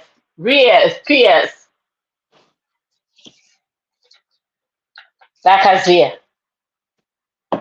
What does that? Lakazia, where have you gone? No, I'm alone. I'm alone. Answer those questions. So the question is very, very simple. Number one, he's talking about the debt that was left. The question is Yes. who has done a comprehensive assessment of the debt and see which projects were done with the debt that was procured and how much money went missing. That But question no, listen very no, much. Yes, but yeah, the question is on the debt that was incurred by PF concerning our fuel. You were talking about subsidies. no, the question that I have, what I've wondered about that question is this. PF kept getting fuel Pankongole. They kept supplying.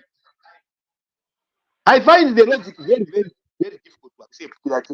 In it, let us supply 200 liters of fuel, I'm not paid. I go and supply another 500 liters, I'm not paid. And I go and supply another 10,000, I'm not. How can people keep supplying what they are not being paid? Who knows what sweet things you were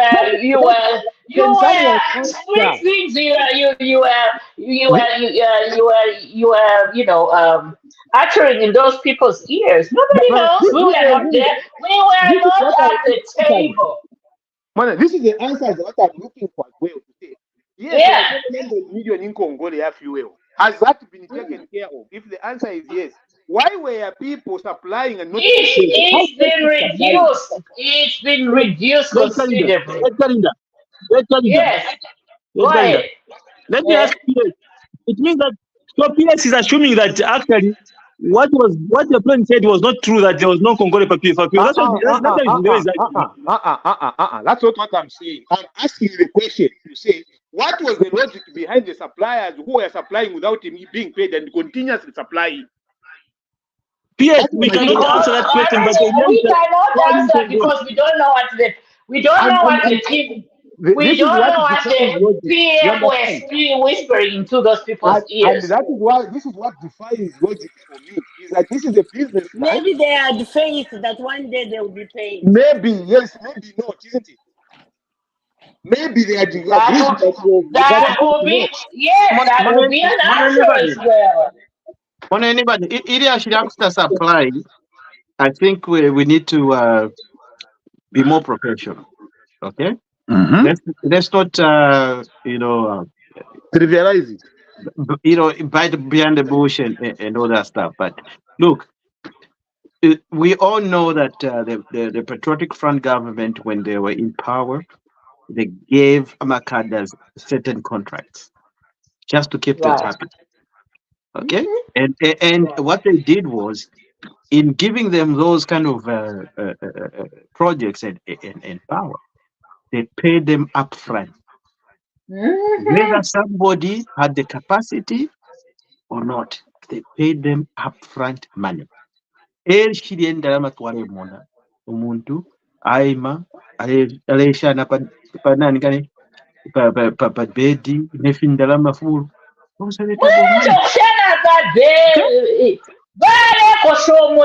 Zambian beans. So those it's evident. It's in public domain. You can go back and go back and you can see all those things. So there are a lot of things I can see that. So no, look at impatient. So area Shivalelanda. Now, I was just reading by internet the other day. Listening on the internet the other day. One marketeer was saying that area here CDF would shani empowerment that we fikonka ifwe that to fish ive because if twalive irabe flafine muntu aisafe nendalama batupera mwike sefi kunonga mwanyiza pe mwatupere ndera. I'm like, wow, is this how bad the Patriotic Front has messed up abantu ba Mzambia? Kubafurunganya amano akati unless indaramba bashika taminwe, then there's no empowerment. When the president is trying to reduce and say, guys, kaviye ni kuskula, kaviye ni musambiri yama trades, ngata wapu ishe school, no problem. The government is going to pay for you. What's better, to have a skill than to be given money every day. If you're not Bible, do you want to be a fishers of men? You see? But you are correct when you say that empowerment and the education being an equalizer. But there are certain people there who meet in the streets and they trade shares. Bakwata na mine next time by GX, you are casual worker from a casual worker 2 days because the UPND government is in power. Person them GX. Bakwata na shares. What do you have to say when you see such kind of scenario? Who are these people? Who are no Bakazia? Who are these people? Gilbert, No. he's on record. It's not me. He's on record. I my radio station. When I met a Chinese man who gave me shares in the mine, back 3 Pakatondo, he was in Western Province, the motor cancer with the V8. Yafuma Queen. Let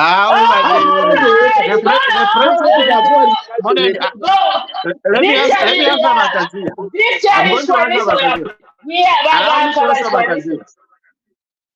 allow me to answer Bakazia. Go ahead.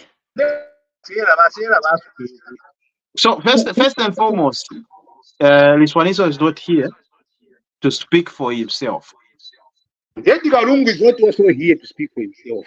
No, but that's different. I mean, you cannot compare somebody who's been a head of state and a cadre like me, Chanda. See what I'm saying? So, okay, let's move ahead. So, what I'm saying is this. He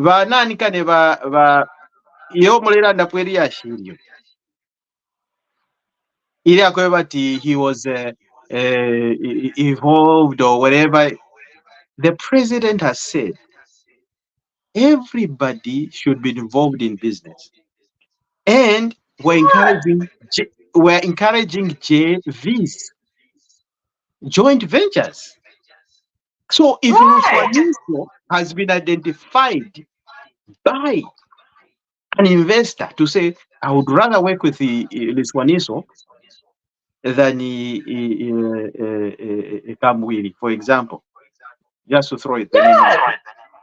Okay, it's allowed because the investor wants he wants that joint venture between somebody that he trusts, somebody he knows. So he's going to be there and say, I want when I come, I want to invest my money and I want to partner with him because I trust him. Yeah, as long as the thing was done legally and resident PF, seeing as you're saying Gilbert Liswaniso, we should bring in Gilbert Liswaniso, and I want you to debate him on this podcast the next time he's on here. That's my promise. Okay, Madam Kalinda. Yes, go ahead. Yeah, if Liswaniso had done something wrong, the police would have already arrested him. Okay? Yes. That's what we're talking about. If there's an illegality, the police should not wait for the president. If there was an illegality, you should have already been arrested. Exactly. Now, my reality is Zambia, and you see, these are the things that we need as the people that are in the diaspora and the people that live in Zambia to collectively say this is wrong, whether it favors PF or whether it favors UPND. When it is wrong, it is wrong. It shouldn't be like it is us and them, because there are certain things that are universally wrong. For instance, it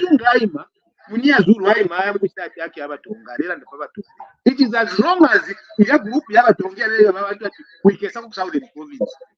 So if you are going to arrest them as well. We must not start rationalizing one group against the other.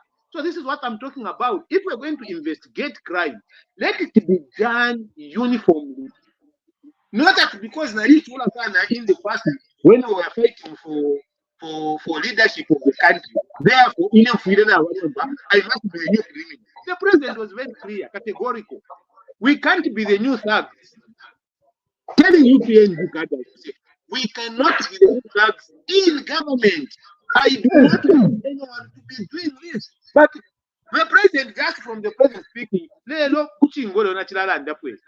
even in this chairperson of Kuchingola, and I nation. how can we support the president? How do you support the president with such behavior? And this behavior is not like for President Ngabalanda. It keeps repeating itself. Why? I want you to answer me. But I can see it. Go ahead. Let me come in.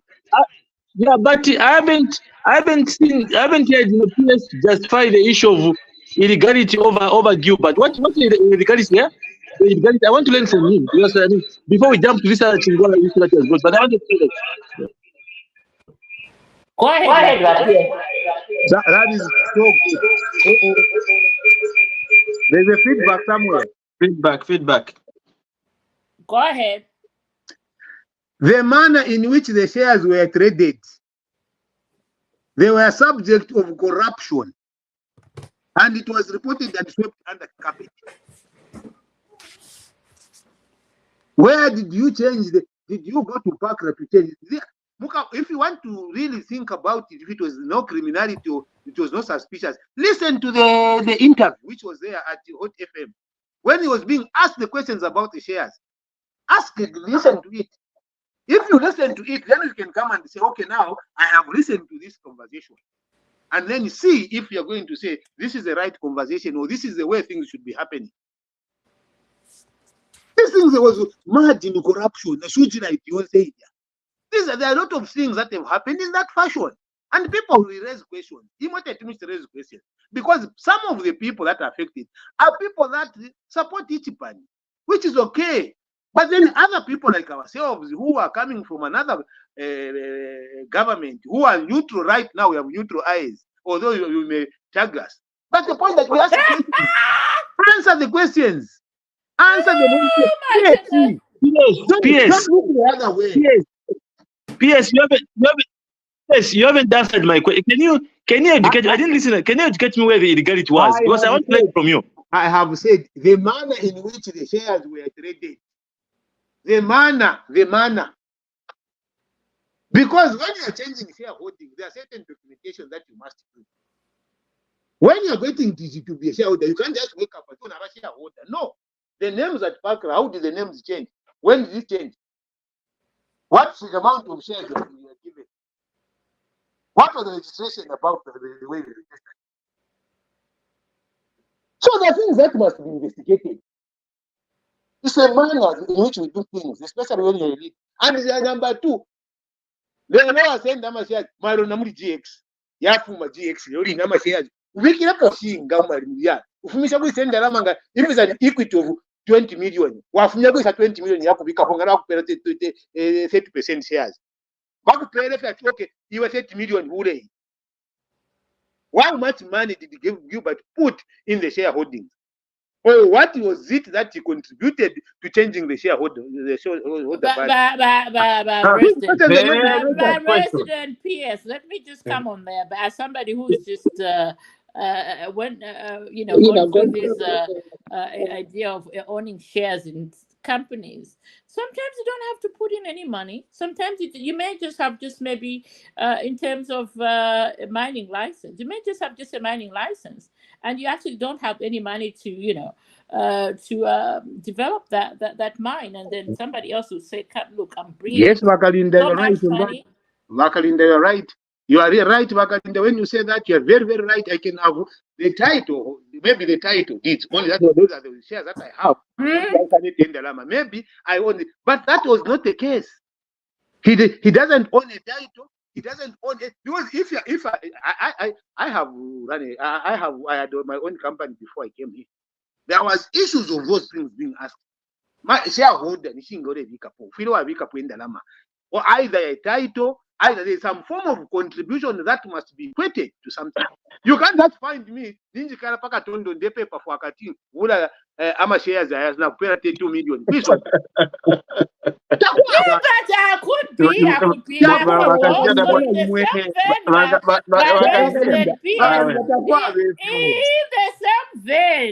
in the same vein, I could say I may not have a title, but because if we are talking about Zambian business deals, I don't know. I could say, look, I don't have a title, but I don't even have any money. Uh-huh. But I have I'm the connected. influence. I'm connected. So That's connection another way you can own shares. so Let's just face connection, it. Yes, connection is amounting to 2 million. yes, Okay, moneni yes. vakasiya That's another time. vamashina Mukwai. moneni mdala wadi ili ashiri mwaleta. Well, it's a very good topic, but here's the thing. We need to understand how the business setting is right now. The business setting here at Mulilongo, but top notch. It's a very different setting. It's a sophisticated business. So, no, it's not sophisticated. It's a matter of understanding how business works. And no, Okay. so here's the thing. Vamashina. Abantu aba abalipo. The business was on the streets. And the only way they would understand business is Gababa Foleshe Fisaka. Gababa Perendalama. Gababa Posendalama in the that's the only way they would understand it. But this current government is saying, no, let's legalize and monetize how we do business. Mwafika pa market, wenda meshi, shafuma kuli balungu, twala mipera, bonse bamakatia muno, shani, cash money, like, and those money sealed. Ile money that is coming from the bank. You see, that's not the way it should happen. They should be educated a little bit. Okay, and if a member of parliament or any leader goes for the market, I have a cooperative to say, what cooperative is here at this market? Oh, it's called the Chintobe. Oh, but Chintobe cooperative, Mwakwata members banga. Mwakwata members 100. Okay, fine. How many members had benefited last year? Oh, we all benefited, Shani. This is what we've done. Okay, fine. Now we want to supply or empower another 100. Nivanga Shani Abalaisa. Then you get a list. Then you empower those people. Well organized. We have to track. Because gatamle tracking if into every hour muntu it becomes unruly. It has to be in an organized manner. It has to be in an organized manner. So if but what we're trying to do now, we're trying to recorrect what the damage has been done in the last 7 years of top notch. So Panature Stafinia. Don't these things are slow. What they're doing is slow. We want to recorrect what has been done wrong. Bachanda. If I ask you, Bachanda. Yes, what I'm is right answering here. to? What is speaking to? Is totally different. It's not a cooperative that we're talking about. Cooperative formation is understood. No, I put up a MBA class. You know, actually, my business processes of this thing. But we are not talking about. Like, I'm talking about this person. No more. I didn't catch your wake before I remember mukajo weka mudia. 2 years down the line, within 2 years of UPND coming in power, how? No, that's why I said by resident peers, I said I'm giving my Girls Guides honor. All right. I'm going to invite Gilbert Iswaniso to come and explain. Yes. Yes. And I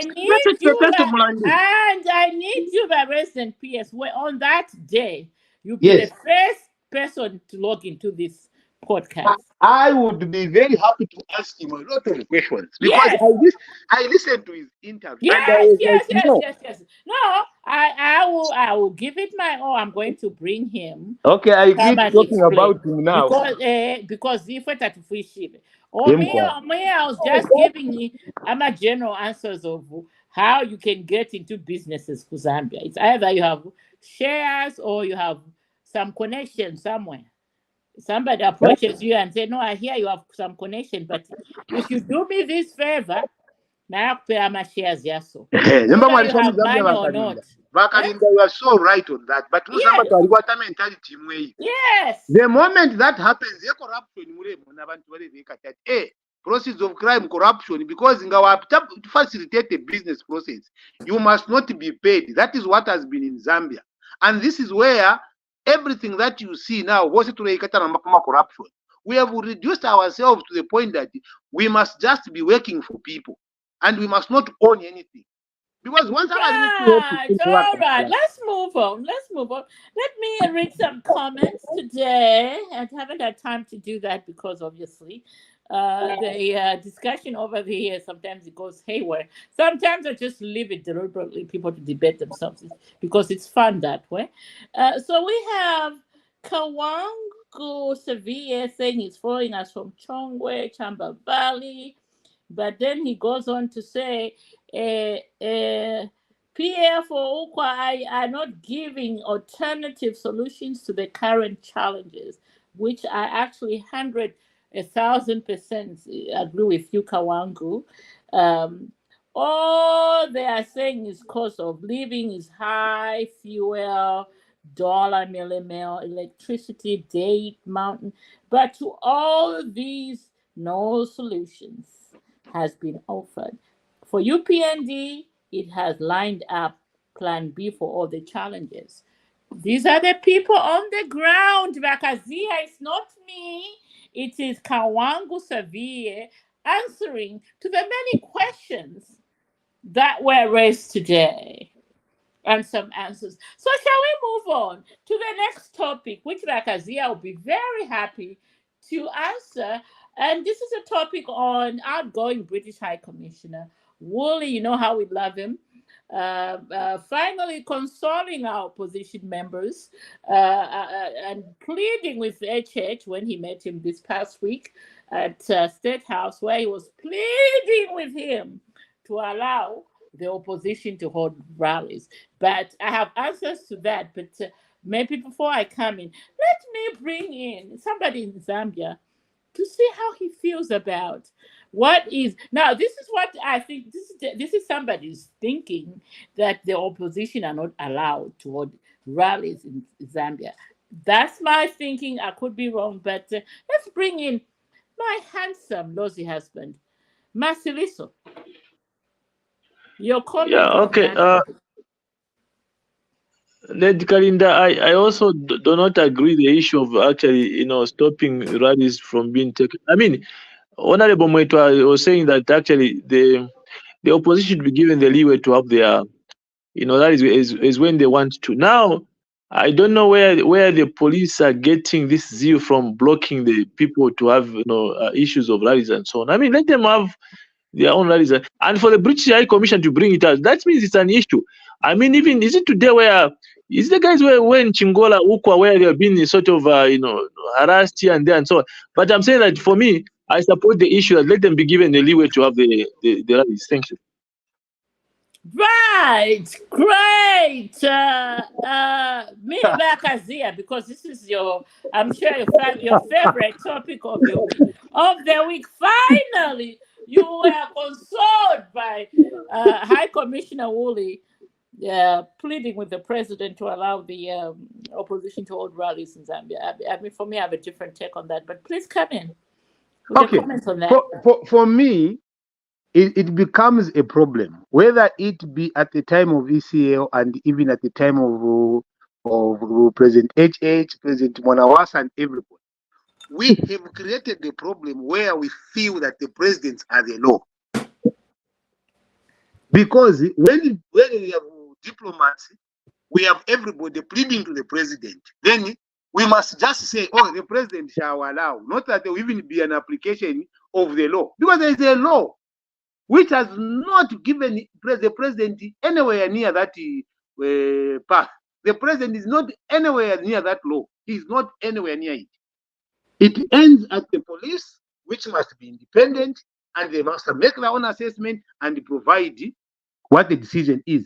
Now, when you start hearing the High Commissioner going to say, oh, the president must allow, they are putting the president in a very awkward position when he leaves office. Because if Emma problems is, when it is the law, it has to end at the police. If the police are misbehaving, they are not allowing people to hold rally, the president needs to wipe them, because he was sworn in to protect the constitution and the fundamental rights that lie there. If we start pleading to the president to allow, since when did the president become the law? And now the president starts to feel like they are the ones who hold the power for anyone to hold the meeting, anyone to be arrested, anyone to do this and that. And that is how we create dictators. Not that they are dictators in themselves. No, it is the way we start to treat the president that start to make them feel that they are above the law. So for me, I don't appreciate that aspect of the High Commissioner telling the president this. No, the systems must tell the president. We cannot be relying on a British High Commissioner to tell my president on how to run the country. Now imagine if the rally is held, who is going to be given credit? It's the High Commissioner, not the president. We can't have this. The president must be allowed to run the country, not the High Commissioner going there. The police must do their job, and he has given them powers. I remember he has been speaking about it, that you go do your job. Why are they going back to the president? Why should they go back to the president? To fear to change their mentality. This is how we give the foreigners to start having the higher stake in the governance of our country. It's because when we are now failing to do this, then we say, oh, the British have raised it, oh, the Americans have raised it. What about ourselves as Zambians? Where are we placing our leaders? So for me, it doesn't fly. The president must be guided within the political systems that are there. He has the entire ministries, he has the entire special division, he has the entire everything. Everybody, everything that he needs is there. We don't need the High Commissioner to go tell him what to do. Now, please. Right. Oh my goodness. I love that comment or submission from our resident peers. Mathili, so how do you feel about the commissioner's pleas to the our president to allow the opposition to have these public rallies? Your comment, please.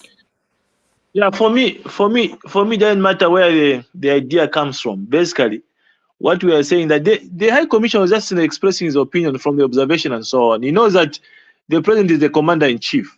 So that statement, I can't say that basically then the High Commission is the one who has made the president to allow. No, I mean, Honorable Moito has already said that the law doesn't even stop someone from having rallies, even the opposition and so on. But what I'm simply saying that the problem that when the police comes in to try to see the situation and assess, when they stop, or the rally from happening, everyone now begins to blame the president. You see where the problem is? Basically, PS has said that the police should operate without being. When they do that, again we have a problem with it and so on. So to me, I'm not saying that the High Commission was just giving an opinion and advice and so on, but does not mean that when we act on that one, then we're listening from him. No. So my own opinion that let the opposition be given an opportunity to have rallies so that we move forward and so on. Because if we begin to block them, it means that we're giving them popularity. Thank you. Right. Right, Lufia. I'm sure you have a lot to say on here. Go ahead. Mwandi. To be honest, this is a topic that maybe my final submission of that was under before okay, no. The point that let him submit and then I'll go. Okay, go ahead. The problem that I'm having for me is not that because it shouldn't come from. Yes, it must be, but the president must be the one to stop that kind of rubbish from happening. You see, these are the things that I said. When you run and you are coming into office, you come on a principle The principle is that if you are kanya inenga na isamo shakakanya abantu. And also kakanya abantu, I'm going to protect that they should do what they want to do. That is how I pick it. But when someone is not doing it, the police are not doing it. There is no need for the president just needs to act. How can we have 2 years of people ignoring the president's direction? 2 years. And that is why now people start saying, oh, it's the president creating the problem. Because the president has not acted on people that have been misbehaving. The police have been misbehaving. It's proper misbehavior. And that is why now it has escalated from the police into the presidency. So the president let me just jump in from there. I think we cannot compare the police here in the current government. The police here in top notch. So my comparisons no. Oh my goodness. Namulanda lekerindande. So Lidianish quality avena top notch. The police were under thumbs. You would find abantu fikwata avena JJ Banda that we're talking about. Would bust in a police station and beat up Waka Popular. Okay? Would find Amakadas. They would do all sorts of things. And they would never be apprehended. Or never taken to court or anything. Because they were protected by who? One top notch. So if it doesn't even really get tally to where we are, and I think at this point, what I want to discuss is I want to talk about developmental projects. There's so many things. All right, okay, before we go I'm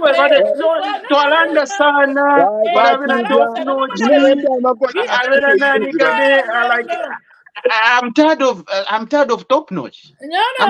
Okay, before we go, I understand you're tired, but I need to bring in my 2 cents on this. Hello, I don't want anyone to budget because I've let you guys talk.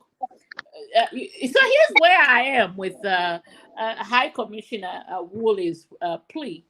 Here is, I think somebody did not advise High Commissioner Woolley how the police go about their business or guidelines. What guidelines do they have in allowing these rallies to continue? Okay, so maybe a lot of us have been living under a rock to really figure out what's going on here. So the thing is, here's the thing, okay? The Ukwa, who, as we speak, they are not a registered association under our Society Act. Okay? So that then gives an issue for the police to allow them to hold any rally because you have to be registered to begin with. 2 is that the police look at the security situation of any environment. So typically, here's what happens. I don't know if people haven't been following how these events go. So here's what happens.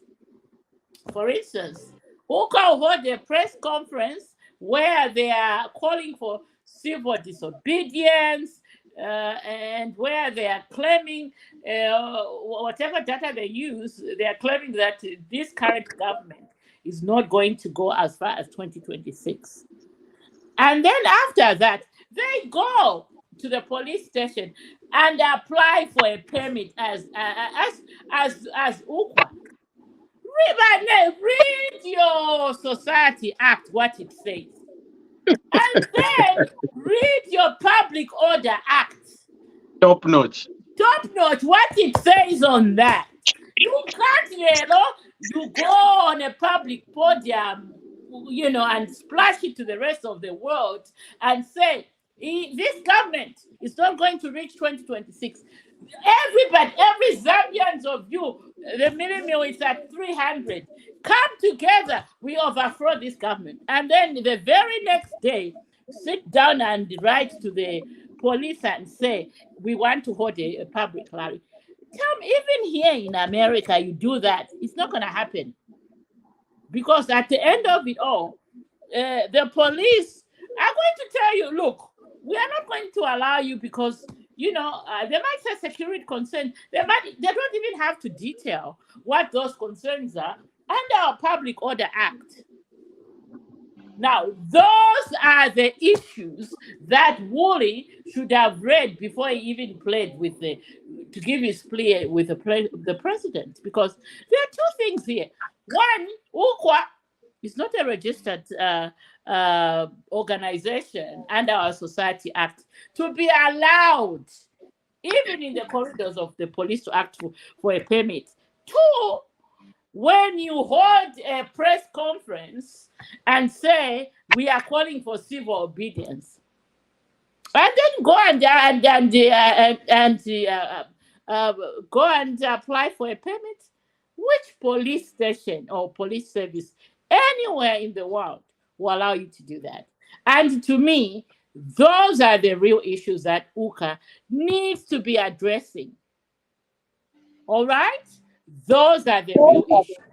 Now, unless if somebody wants to counter-react to what I have I want to counter-react. I want to hear PS. I want to counter-react. Yes? Go ahead, my brother, my lovely husband. Okay. Muselo, come in before I'm saying that you have given a very good preamble, whatever station. I want you to hear what PS is saying for this matter.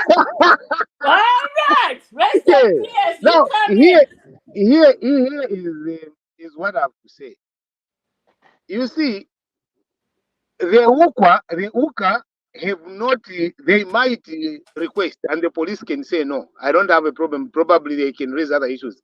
But I'm talking about the New Heritage Party. This New Heritage Party is registered. It has a structure. It's the one that has a right to apply. And the permit is given. The authorization is given. Actually, the notification is acknowledged for them to go ahead. And when they have planned, then you go and cancel it. And then what is worse is where we see cadres, not the police, wanting to stop another rally. You see, this modern times of having social media live, you can't fake things. You have now, they say, oh, we don't have security enough personnel to police you or what. And then you have the entire thing surrounded by the same police. And the IG says, no, we want to protect you from those people coming to attack you.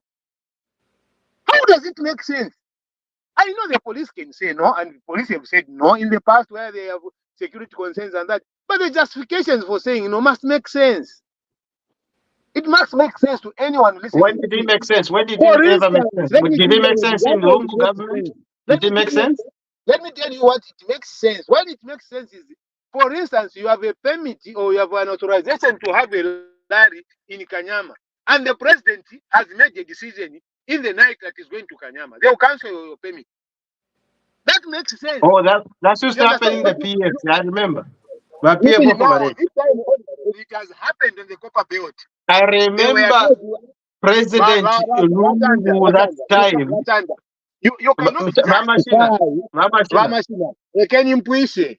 Let me finish. Rakalinda, can you protect me from yes, but let President PS go on, please. Can you the thing is, you can't have 2 years of any opposition leader having a rally because you Kanya. That is not what you ran on. That is not what you ran on. And you see, even in the PF government, that is why you ran. That's why you assume leadership. So the moment you say no, but you PF managed it, everyone knows so what? Show us what you are doing different, which is different. You can't give a justification of Ukanyama rallies, you refuse. And you're right, yes, if there is a security concern, yes, there should be a security concern, and then give another alternative date. But not where you give an alternative date and then you cancel the alternative date. And the next day, IG is the one saying that the opposition will not be allowed to have meetings. How? Is it the law? So there are things that we must be able to move away from. because we have changed. The government has changed. There's a new platform for which government promised to run. But you can't run things the same way in the old system and then blame the old system. How? However, if it makes sense for them to hold the rallies, let them do the rallies. If someone is going to be misbehave or they commit a crime, then you take the people that are going to commit crimes. Not to start siphoning democracy because whenever I exercise for democracy. No, you are a different breed. That is what you said. So allow things that are within the law to happen. Then people will judge you on your way. So, Right. Resident PF. Let me just bring in this, highlight this comment from Kawangu Severe, who says rally for PF for Ukwa is ill-conceived in that they want to encourage civil disobedience. look at that. The people sense this, and in most cases, they do not allow. However, what ECO wants to say at a rally, it seems he has failed to come on a live phone-in program on TV or radio. The opposition have access to all TV and radio stations, and they are all over, but the message is not really resonating. When it is very clear, I'm reading. I'm just reading. I'm reading. Don't even ask me anything. You should debate Kawangu Severe, who is I'm going to pushing ask you. online. He's saying should I push it, but the message is not really resonating. Hence, testing the civil disobedience, where he goes on to say ECL went on the streets without permission, thinking people would riot, but people just looked at him. End of court. Xavier has spoken. Now, my resident Pierre, you can come in. Question that I And have. Xavier is in Chongwe, by the way. Number Xavier that I have with it. Where you even go in the head of Edgar Lungu, wanting to deduce what he wants to say. May I have a problem where people say, oh, Taudarande, that means it's for Ukulan. We see that. How do you know? My word. Oh, my You God. see, I have a problem with that. And then the second, is it not his right to hold that opinion when he wants it? If it is his right, why should we step on it? If the Lungu will say, oh, I don't let anarchy. Since when did this talk about anarchy? Number two, our current president was on it. It is there. What did he say? He said the island people can change the government even before the election. He was on radio TV there. Nobody harassed him. No one went to arrest him. No, you are causing this civil disobedience. He called for it. He was giving his opinion that when things are not good, people can rise and change the government. Even before the elections, a president can resign. Kaunda, he gave the same position that Kaunda had took. It's a president who is there now. So when Edgar Lungu said what he said it within the realms of the law. Now he wants to kill the man for saying, we can do better. Let's not stop on rights for people because of what we think. No. Right. That's your number. You want to come in with your rebuttal, I know. Yeah. But Babashina, what I wanted to discuss is we appreciate your input, which is very good, which is very exciting and stuff like that. But your whole party, it's embroidered in a very peculiar. The politics, they're a little bit outdated. I think we need to start moving into the 21st century. Okay, so I'm a politics more done. Here I'm a politics.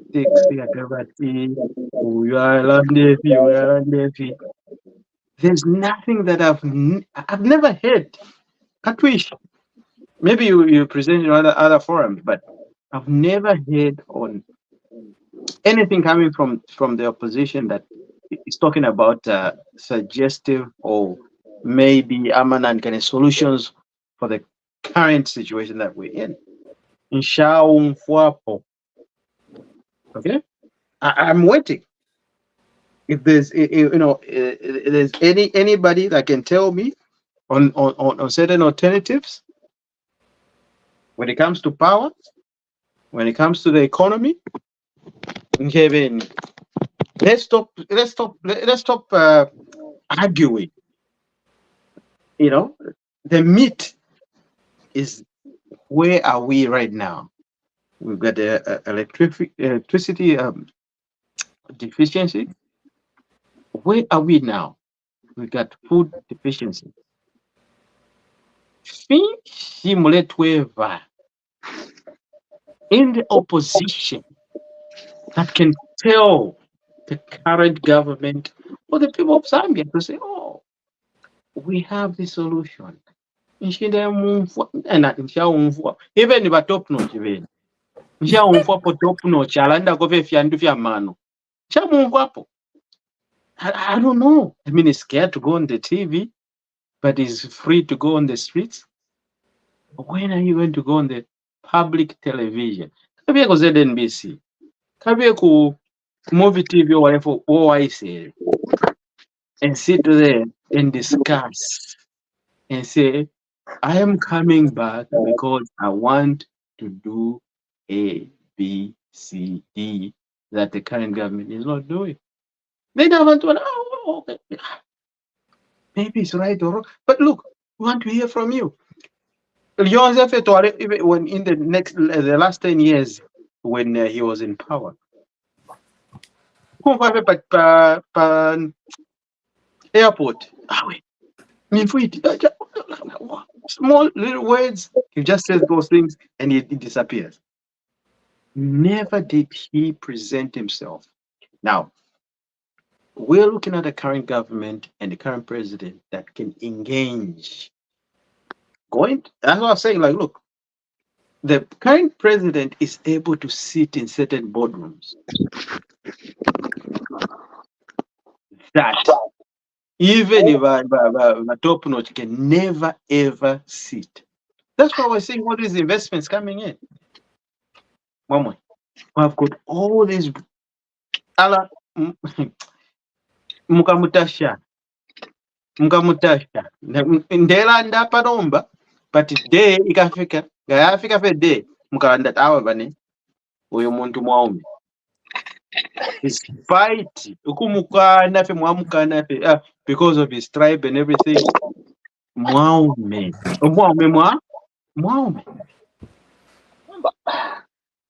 Inena alipata problem But rest in peace. Before you come in, I have an answer from the person you asked questions, Xavier. He says ECL is on record that there is time for rallies and work. What has changed now? Mobilization is not just rallies, TV, radio, social media, newspapers, and no closing of media. The Post Prime TV were closed. Now there's freedom of the press. PF really have no clear politics. Now go ahead with your answers. Now, you see, there are things that have happened in the past. And when those things were happening in the past, the country rose through the president called President HH to change the things that were happening, the bad things that people saw was happening. People rose and they said, we are going to bring in new people to run the country on a new trajectory. Now, when people come and ask the wrongs, the ills of the past, to say, what is the answer? The answer, unfortunately, me, the conversation I've seen is, the answer is no. Pantu balyabalefitita tamwalelanda, therefore tamufiire mwalanda. Nangunga mwalanda means you are wrong. You shouldn't complain.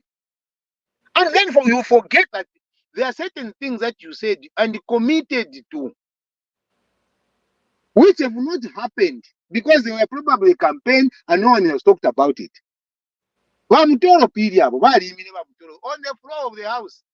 We shall never, ever, ever stop selling maize where possible, minimum. Who has assessed the implication of such kind of reckless statement? And when people complain about it, no, but really? No. We must be able to say, okay, if this was a mistake, how do we rectify it? But then you must understand that politicians always be politicians. Among politicians, they are there to outdo each other. That is what they do. But unfortunately, now where the sources of neutral knowledge, we have also become polarized. Neutral knowledge now, it doesn't exist. It's either you are for or you are against. There's nothing like a middle line where a person can objectively say, it's not chiwama, it's not chivipa. For instance, right now, 3 members of parliament for UPND are in Mpulungu, Mbala, Endi, and Sengahi. They are UPND, they are but then someone comes and tells you that what does the person mean? And this kind of talk is so toxic. But under this kind of talk is very toxic to the people that start listening. No, How we? And this is where, I think going forward on this podcast, yes, we are not going to identify ourselves I agree, my sister. as Umutundu. Yes. But however, as for me, I will continue saying that I am a mixed breed from Lugwalo village. This is my mother's village. And Chikatenda village, my father's village. Lugwalo is in southern province. Chikatenda is in central province. But I will not go ahead and say or identified myself as a Mutunda. I think this is one way where we really need to start taking the charge. Okay. So let me just go in on that one. Yes. Me personally, I can tell you one thing. Yes. So every time you ask me that, who's your MP? You know, can you bring him here and stuff like that? Yes, your MP is you know? area where so you me, grew my up. MP,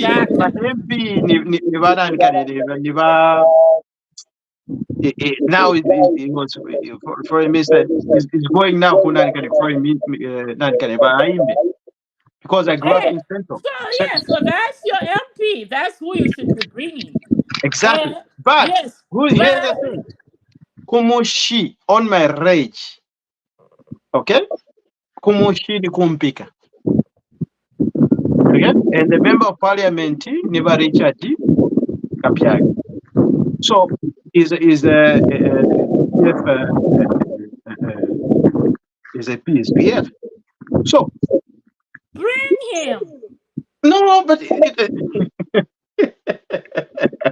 him. Is your MP? So so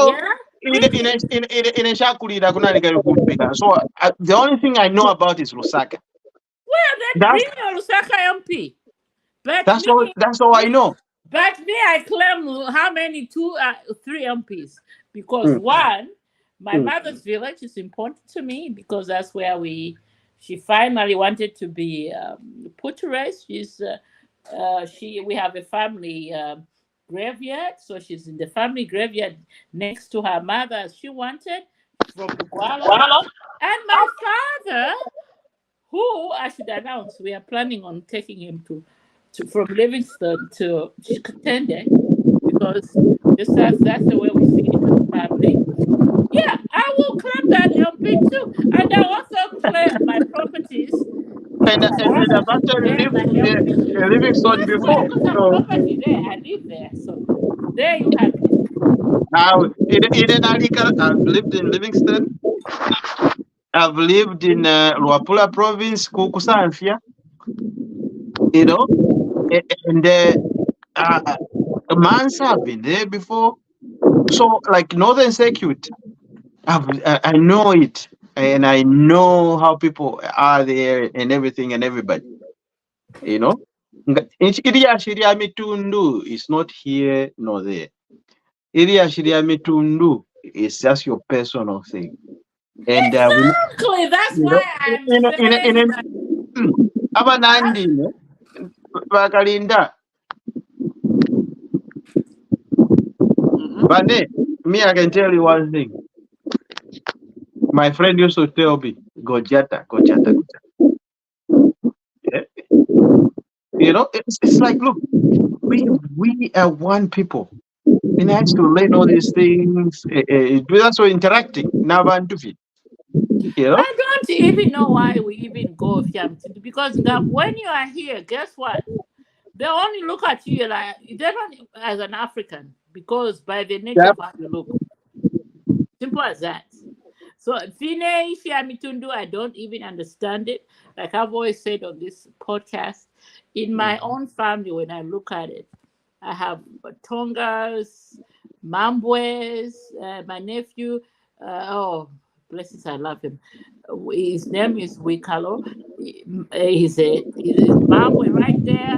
I've got, my own sisters, my own half sisters. They're members from Chinsali, and I've been to Chinsali in their own village, Wa Kunkula, so I know all that. So that's why when people start talking about Imitundu, it doesn't resonate with that. I've got nephews who are Tumbukas. I have, nieces who are Aushis in Mansa.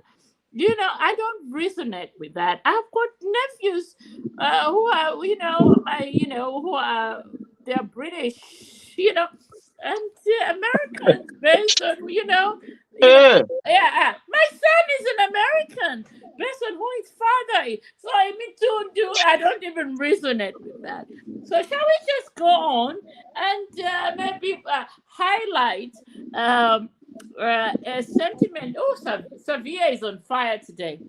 We have a WhatsApp group. I think this is for you, resident peers. We have a WhatsApp group, all political parties to be honest. PF who have no solutions apart from results and complaining without alternative Yeah. solutions. You see, Bakalinda. Well, before you come in, let me finish his submission Okay. because he needs to Talilanda. He says, by the CDF, but CDF is a game changer that we all know, especially in the rural areas where its impact has been felt. Employment, bursaries, roadworks, machines, desk making, and supplying local contractors, building classroom blocks, clinics, police stations, etc. Acts Sunday Chanda Kanchivia and Israel tried to downplay him. Uyo Xavier, that's your question by our resident here. Okay, I think in another way, the way I see these things, Blande. there is if you can put that they don't have solutions. Solutions are difficult to get when you are constantly being hammered on how bad you are, how ineffective you are, how corrupt you are. The preoccupation becomes defending yourself. It's not to give you solutions. You people, you guys, whenever you been, they will launch a very vicious attack, which makes everyone go into defending themselves. And instead of showing you what to do, to start punching holes in what you're doing. I'm telling you, and this is just being honest. This is me being very honest with you. Because when you learn the one language, at times you're going to go what you want to hear. You must also have an opposite view. And then they digest the opposite view with an objective lens. Fyachinena ngwalefipanga femumutwe. Ngalefipanga femumutwe, you forget about it. But if it is worth to look at and review, you do that. The defense that has been put in there is like, it's like my HH Tibalufyani. You know, that is the way it is. HH can never make it his own Wait. It doesn't work that way. I'm saying this is a feeling. It's not that it is real, it could be a But feeling. feeling. It's not about PA for what? It's a Zambian feeling. No, wait. Don't talk on behalf of the Zambians. No, but if I speak about PA for the Zambians. No, don't talk on behalf of the Zambians. No, listen, because there's no way the Zambian people can say that. Can I speak? This man is stop interjecting. Oh, let him speak. You must stop interjecting. If you speak on behalf of UPND are Zambians. They are not Marawans. PF, whether you like it or not, they are Zambians. They are not Zimbabweans. So whoever is speaking for Zambians, but different groups of Zambians. But you can't say no, Temazan, no. What are you giving? Why are you getting your legitimacy to speak on behalf of UPND when you are not even a spokesperson? You are speaking because you are a Zambian. And these are things that concern you. So you can't stifle other people from speaking. So when I say Zambians, I mean that group of Zambians you don't agree with. Because they have a right. And I'm very glad with this platform because this is a platform which you guys have created, which is for specifically that, to show a different view. To show abantu to differ, but still be Zambians in diversity. That is what this platform is.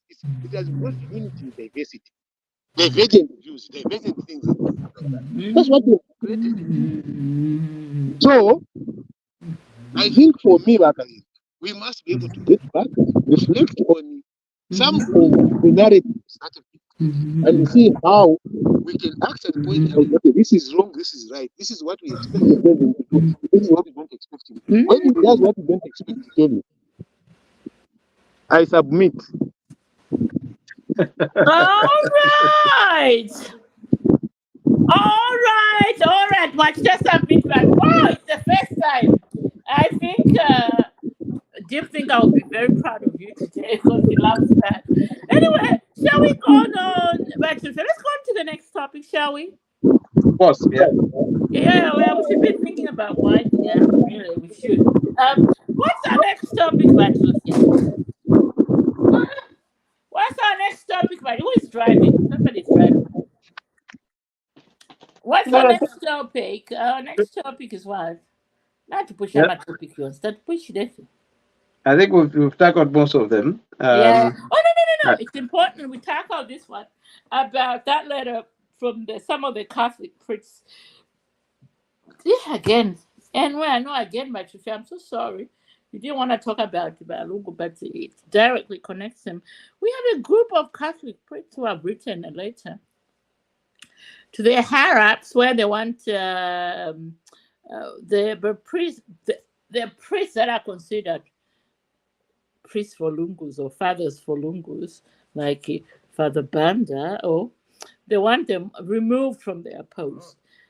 I mean, for me, really, this one, I don't have any comment on it, simply because I'm not Catholic, but the Catholics are up here because I went to a Catholic school in Zambia, so I hold them high up there, though I've seen a lot with the Catholic priests and nuns, but that's a topic for another day. And so, anyway, shall we start with you, Bachanda? That letter you saw from some Catholic priests who are calling on Father Banda to be either reassigned or fired from his diocese because of his political inclinations. Your word on that? I think it's important that we speak on it today. Well, look, I think the whole fraternity, when it comes to Christianity, it's a belief, and we all know that we all have beliefs.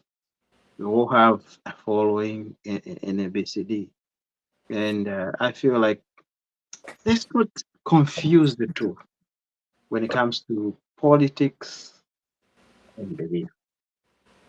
Okay.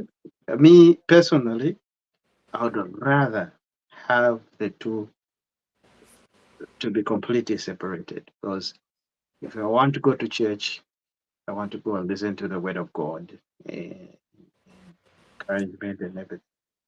But if my preacher is on top of the podium talking about politics, it now confuses me as a follower and as a person that believes in God. So we need really to cut off. I don't know the modern day. I don't know what it is. They want following. I don't know what it is. It's social media. I don't understand. But let's Wa- completely. Wakalini Right. baba Wachanda. Yes. Let me just give you concluding remarks. Japan they muteyaka bola. You know, as all the time as we're still playing a bola, huh? No, before you go, you have some questions from Yeah. Sabia is on you, because these are your questions. Okay, what is it saying? He's saying former PS is not being honest and Okay. sincere. I'm not surprised, typical of his comment Okay. of forfeitures would be interesting. Then he goes KCM liquidation and the $24 million for Miringo, Lungu, and other forfeitures. Your take before you go. Okay. The forfeitures of Ngolungu. You remember we had the conversation around that. Yes, we are just. You know, And the they were thing is, we have clear. no control of what our Yeah. viewers And will also the comment day or was whatever. clear. Maybe what I can tell us is, you see, it becomes very difficult when people close you with a lens like, oh, because you saved the Edgar Lungu, therefore, every time Nangwarande Fiamano, it is biased because you are supporting the current, the former government. It's where they have a problem. But anyway, I would provide a good response to Wasabi in the next submission, because right now I'm being just called into actually speaking for the game. All right, then your final words if I actually feel wind up. All Go right. ahead. No, thank you very much for the yeah for the podcast. I really appreciate it. Any other time, I am so glad that these conversations are very, very deep and detailed and very thorough. Thank you very much. Right, good game, Thank you, Have a Madam good game. Thank you. Thank you. Thank See you. you next week. So Ramashina, thank you. yeah, so much with I mean, it's the two of us to conclude this podcast, which we love because we can go either way. You were saying something before, yeah, Katrina. You know, right now, Katrina, I'm in my own zone, so take charge, Rachel. Just say whatever you want to say. Well, so many things I wanted to talk about, but look, in fact, well, Antonio Manza, I think I'll come for him next week because he talks a good game, but he brings out all his numbers. I don't know where he gets them from. Oh yeah, we've got numbers for him too. Go ahead. I don't know where he gets the numbers from, but I can tell you one thing: those are not real numbers. But uh, and then, of course, we're looking at what the current government is doing in terms of uh, development issues. So right now we're looking at they're creating a different monetary policy where investors will be able to invest in terms of Zambians. They'll be given a real, if you look at it, all those bureaucracies, all those red tape that was surrounding for a Zambian person to go and borrow money, they're revisiting that. And muntu ulionse will be able in the next coming few years, well, obviously 1 year, obviously, be able to do that. And you know, look at umuntu yathi rungu ACL oyo muntu oyo. What's the real topic behind him? Like, is he being sponsored, or is he sponsoring? Why is he coming up now? And why is the Zimbabwean issue coming up now? So you have to understand these things and connect them. Because abantu baku Zimbabwe, baku Rhodesia, in fact, you could call them Rhodesia. Baku Rhodesia. They've lived and survived on Zambia's pride. How dare would the president of that country come claim to say our neighboring country is a threat? Go on social media. Go on social media. Every Zimbabwean podcast, broadcasting, everybody is talking about it, and everybody is against it. Right. So those are things we need to look at. You know, it's in public domain. Like you have to go there and look. They are looking at it as like, wow, why in the world will somebody get that sort of confidence or whatever it was? I don't understand it, to be honest. Right. Okay, so now we've moved on. We're looking at the situation between the two countries.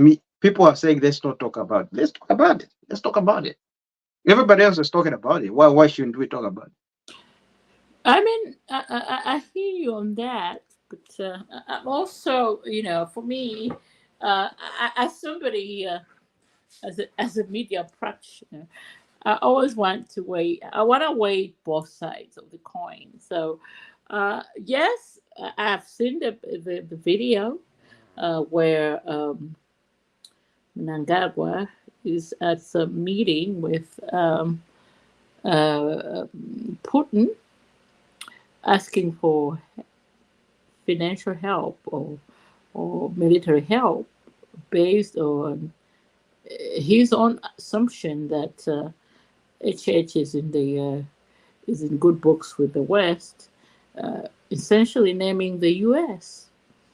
And without even backing up his facts, and I'm pretty sure, because also on the backdrop of that video, we have the Zimbabwean government cracking down, trying to hide that video. So for me, when my initial thought on it was, let me wait on what's the official, um, you know, um, discussion on this from the Zimbabwean government, and then from the Zambian government. And now, what I'm hearing is that actually the Zimbabwean government, they are cracking down on whoever was on that entourage, because the person who took that video, apparently, I can't authenticate this, is a member of somebody in the Mnangagwa government. That's who took that video. But some people in his entourage, they think it's a journalist. So until the real truth is out there, I will hold my comments. But I will say this, and I don't have. I mean, I won't have any shame or any regret on it. I think if this is it comes out that this is true, it would be foolish from Nangagwa to go and beg for whatever he was begging at the foot of Putin, because we all know what I mean. Living out here, we know what white people think about black people. So I don't even want to go there. But I basically, I'm saying it's foolish of him to go and do whatever he did. at the foot of Putin, because at the end of it all, as that sat there, Putin is looking at that Mnangagwa as a black man. If I would have been fine with Putin just go and asking for arms in terms of what he needs to do to feed his people, as opposed to laying the blame. Because what he was trying to do there was trying to play an emotional game on Putin, where he was rising up on the fact that, oh, you know what, HH is for the Americans, so you better do something to me. I'm for you, without even backing up whatever I say. And I'll leave it there. I don't want to go into that until really I see everything in terms of the official, spokesperson for the Zimbabwean government and what we as the New Dawn government say on this. We, as Africans, I think we need to start thinking a little bit harder. And, that's why sometimes I listen to, Pan-Africans. Mm-hmm. I really listen to the Pan-Africans. I listen to them. And in the words, they say, look, we cannot build an Africa if we're not united. Right. And, one thing that EFF president said that I thought was really good. Are you talking about Malema? Because Yeah. this week, Malema is a sold out. If he's going to work with Cyril Ramaphosa, which, I mean, a few hours before he came on this podcast, the South African just, voted for Cyril Ramaphosa as the president. And then Malema is going to be deputy or whatever. He's a sellout. Yeah, well, I don't care about all that, but I care about it. Go me, ahead. what the only one thing I care about is what he said at one point. He said we should not have borders in these African countries. Okay? Everybody should come and just visit anytime, any day. We should come here. Yeah, he could say that, but at the same time, look at what has happened this week. He accepts a position he sold his soul to be a vice president of Cyril Ramaphosa at the expense of whatever he said, because you are looking, Ramaphosa hasn't said anything in terms of what the border structure is going to be. That's why I have issues with. He's a sellout. Well, well, he's a sellout. Well, how you claim him or why you say it is that. But me, and the second thing he said, why don't we put Swahili as a topic in all colleges and universities and schools? Okay, yeah, I mean, if you're gonna go that route, why Okay. don't you put Zulu as the whatever, or why don't you put Chewa as the whatever?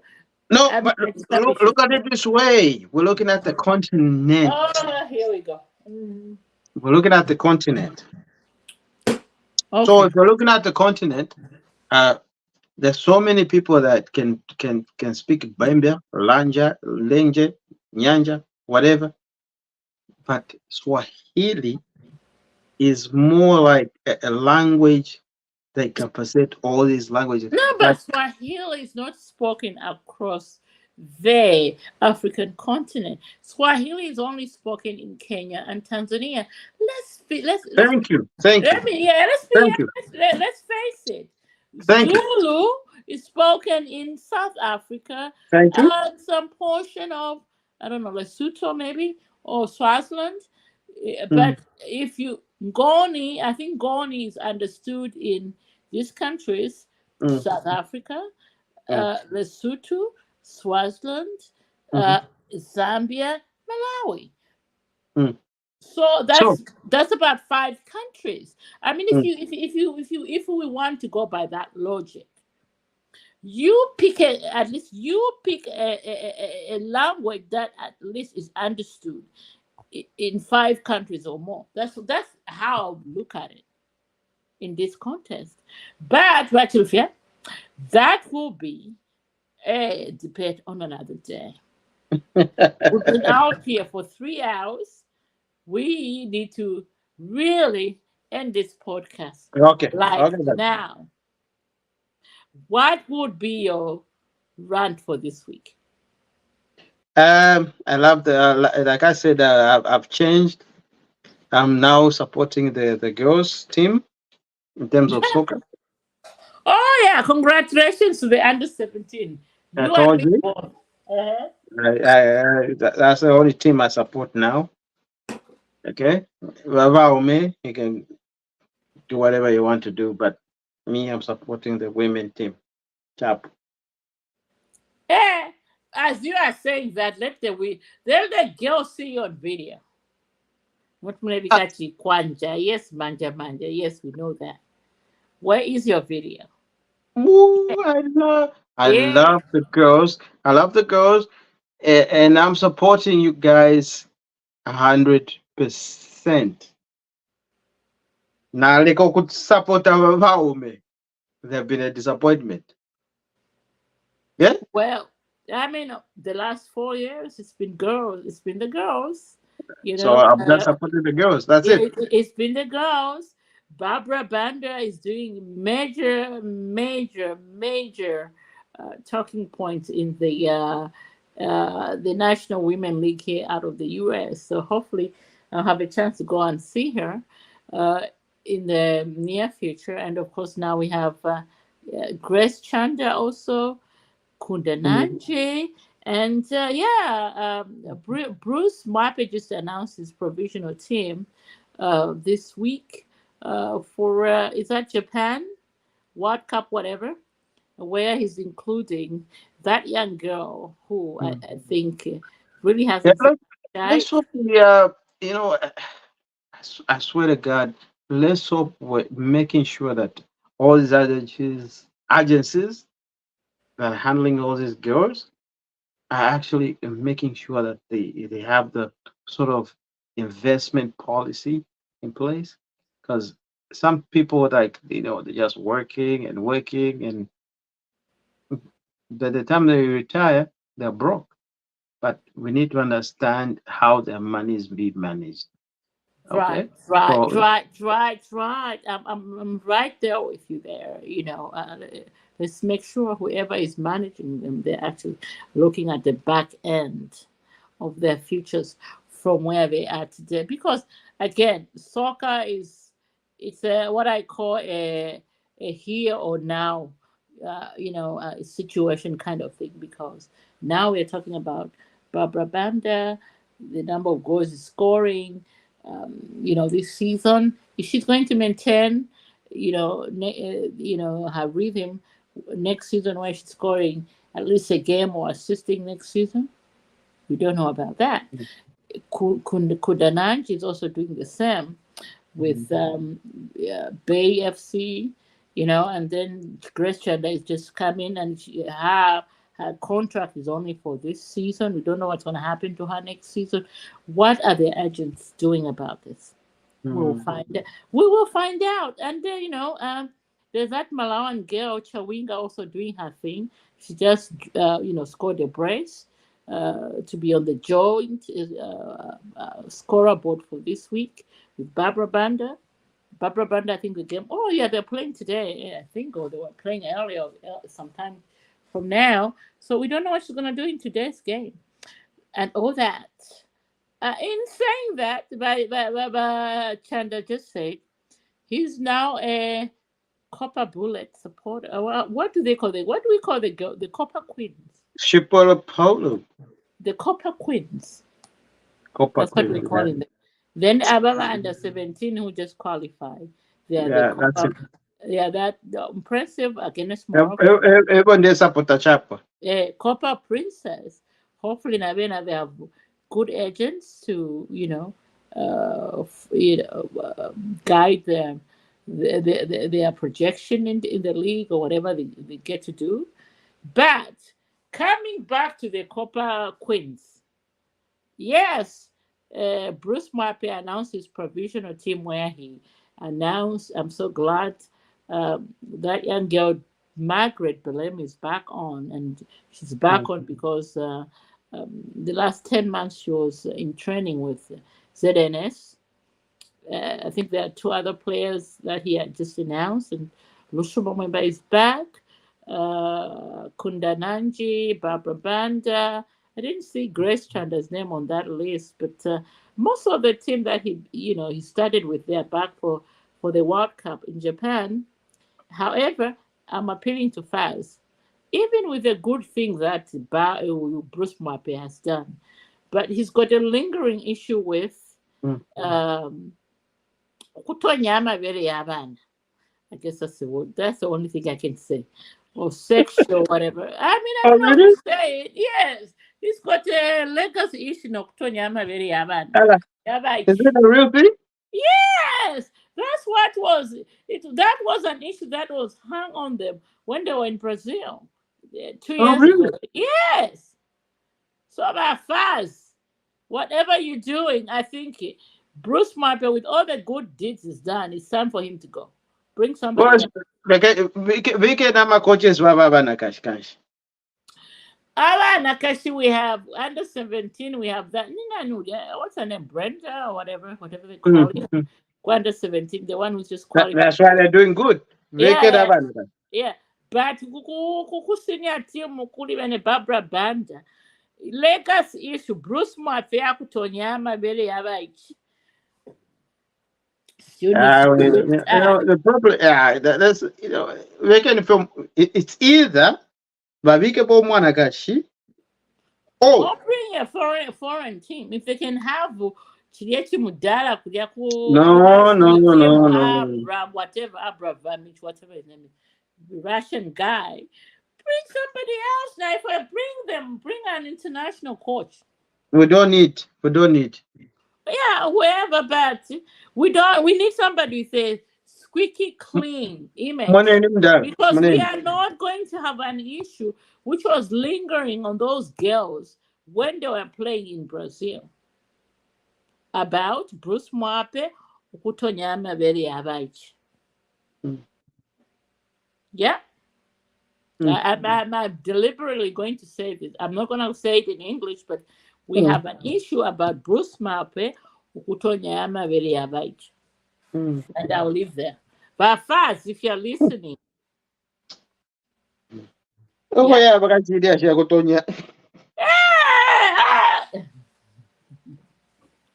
You know, we follow these things. And when you look at me, it looks like I don't follow, but I follow all these things. You know, because I'm a football buff. I love anything to do with football. I will. Zambian football, yes. Anything else, no, I will. Oh, did you hear that we might be selling Nani Nielsen? No. Which I think Reese Nielsen, we might be selling him. But they'll be here in next month. I was thinking of watching them in Los Angeles because I've been there for a minute, but I don't think I should go there. I should go to watch them in Philadelphia when they play Liverpool. Because the last 2 years I've been watching Arsenal over here when they have whatever tours, but it's always been either Manchester United or Barcelona. So this time I'm picking on Liverpool because I haven't seen Liverpool versus Arsenal during the prep matches they bring over here. So yeah, anyway, that's about Arsenal, but we might be selling off Reece Nelson. And to me, I was thinking we should just be giving Reece on a Pamba seller, but it looks like we're selling him off for Crystal Palace. They want him maybe for like £20 million. So we need to get some money off. Yeah, we're perfect. So those are the players we're saying. Give them Pamba seller when we have the flash sale. But I haven't anything from. I mean, I love Eddie, but I think it's time for Eddie to go. Yeah. Yeah, when the players that we declare. Yeah, let me go now. Oh, it's left. Everyone says it's about time. Oh, 6. Oh, yeah. 3 hours, but on a podcast. We usually plan for a year. I think 1 hour we're done. We are so done. So, your final words before we just get the hell out of here and. Oh yeah. Final words. I think we've done a lot of things. The European government is doing brilliant ideas, and in terms of power, everybody's complaining. Everybody, but we have long-term solutions. I swear to God, it should end up because I'm a UPND, but it's going to be seen very soon. Ngatamba nokutamba mweweni. Long-term solutions the government is providing. I feel the ZESCO should provide short-term solution. So let's not lump everything on the government. ZESCO, what are you doing? Can you provide a short-term solution? Can you have engineers? Can you have people with solutions? People that have ideas? Even small little things, like you have to come up with certain ideas and certain things. You cannot just keep quiet and just say, oh, shiny, shiny. No, we don't want to hear that. Okay? ZESCO, Kalimwa, you've been an established company for years. You should have already information on your fingertips. And if there's anything that you should do, is provide a valued short-term plan. Okay? Let's not provide, let's not shift the blame on the current government. Don't do that. Give us what you want to do in the short term. If you don't have that information, cry out to the public. And there's a lot of educated people in all sectors of the world that can come up and tell you this is what you can do in the short period. I'm telling you, it may sound funny, it may sound like it's not real, but there's so many Zambians that have the capacity and the knowledge that they can give you. So ZESCO, be open, get tap on those ideas and make those short-term solutions. Tap. All right. And what do I have to say as well? I would say it's been one wonderful podcast once again. So you guys join us next week. Hopefully we'll be here much earlier than the 3 o'clock. And then we had to give all our dads a happy birthday present today. So that's why how come we're here late. But we appreciate everybody that joined in from Masiliso Mulemwa in Sowerezi. We had the Linus Peacemaker Muwele in Livingstone, Lady Sarah, of course, our resident PS, and Kawangu Savia, actually, who is talking even some more. But let me just give him, if he says, Kasaka Kandalama is Lungu. No wonder Lakandi, they want him back to roam and loot the remaining kwacha and burn some of them when it's too much. Okay, yeah, there you go. I mean, this is what this podcast for. We welcome everybody views as long as you facts and sentiment to back it up. We'll let you speak. As for me, Kalinda Shachinda out here in Indianapolis, it's what should I say? I'll see you next week. Keep the faith.